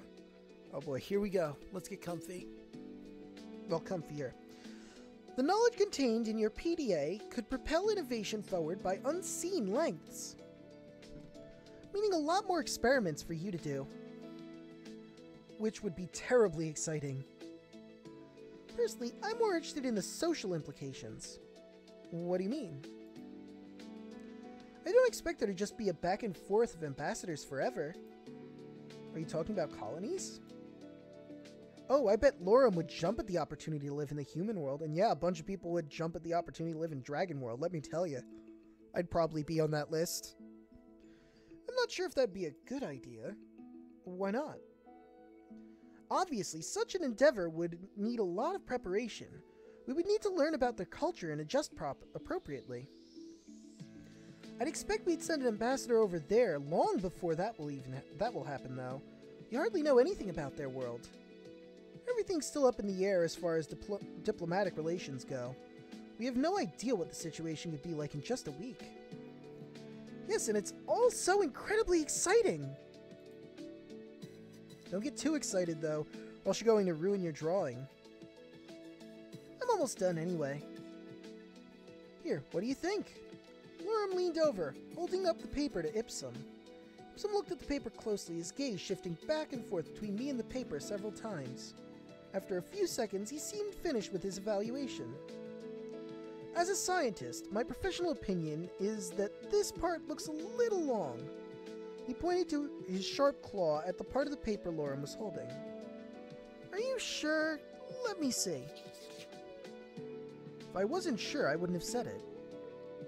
I think you're right. That I am. Lorem reached for his eraser, purging a few lines from the paper before he switched to his pen again. You mean a pencil? Or is an erasable pen? I suppose those do kind of exist. And it's done. See? What would you ever do without me? I didn't think I'd hear as many explosions in the middle of the night. Wait, what? You were happy about it when you forgot to set your alarm that one time. Humph. Suddenly the sound of an alarm resonated through the room. Oh, my experiment is done. And there he goes. Charming fellow, isn't he? Yeah. He sounds fun. He certainly keeps things interesting around here. And he's a good art critic. I can imagine. Anyway, looks like we're done here. Whew, feels good to be able to move again. Would you like to stay for dinner? It'd be the least I can do to compensate you for a lost afternoon. Let me see, what time is it? It's getting late, and I probably shouldn't stay out this long. Looks like I'll have to decline for now. Damn, I would have liked having dinner. It's fine, though. I see. Well, I gotta do something for you at least. Don't worry about it. Maybe some other time. If you say so. Thanks for doing this at any rate. It's been a huge help. Yeah, I know. Don't worry about it. Really. Alright. I should really get going now. Sure, take care. Alright. Oh, already to the next chapter, huh? Hope. Huh, it's the dragon who's the clerk at that store. Interesting.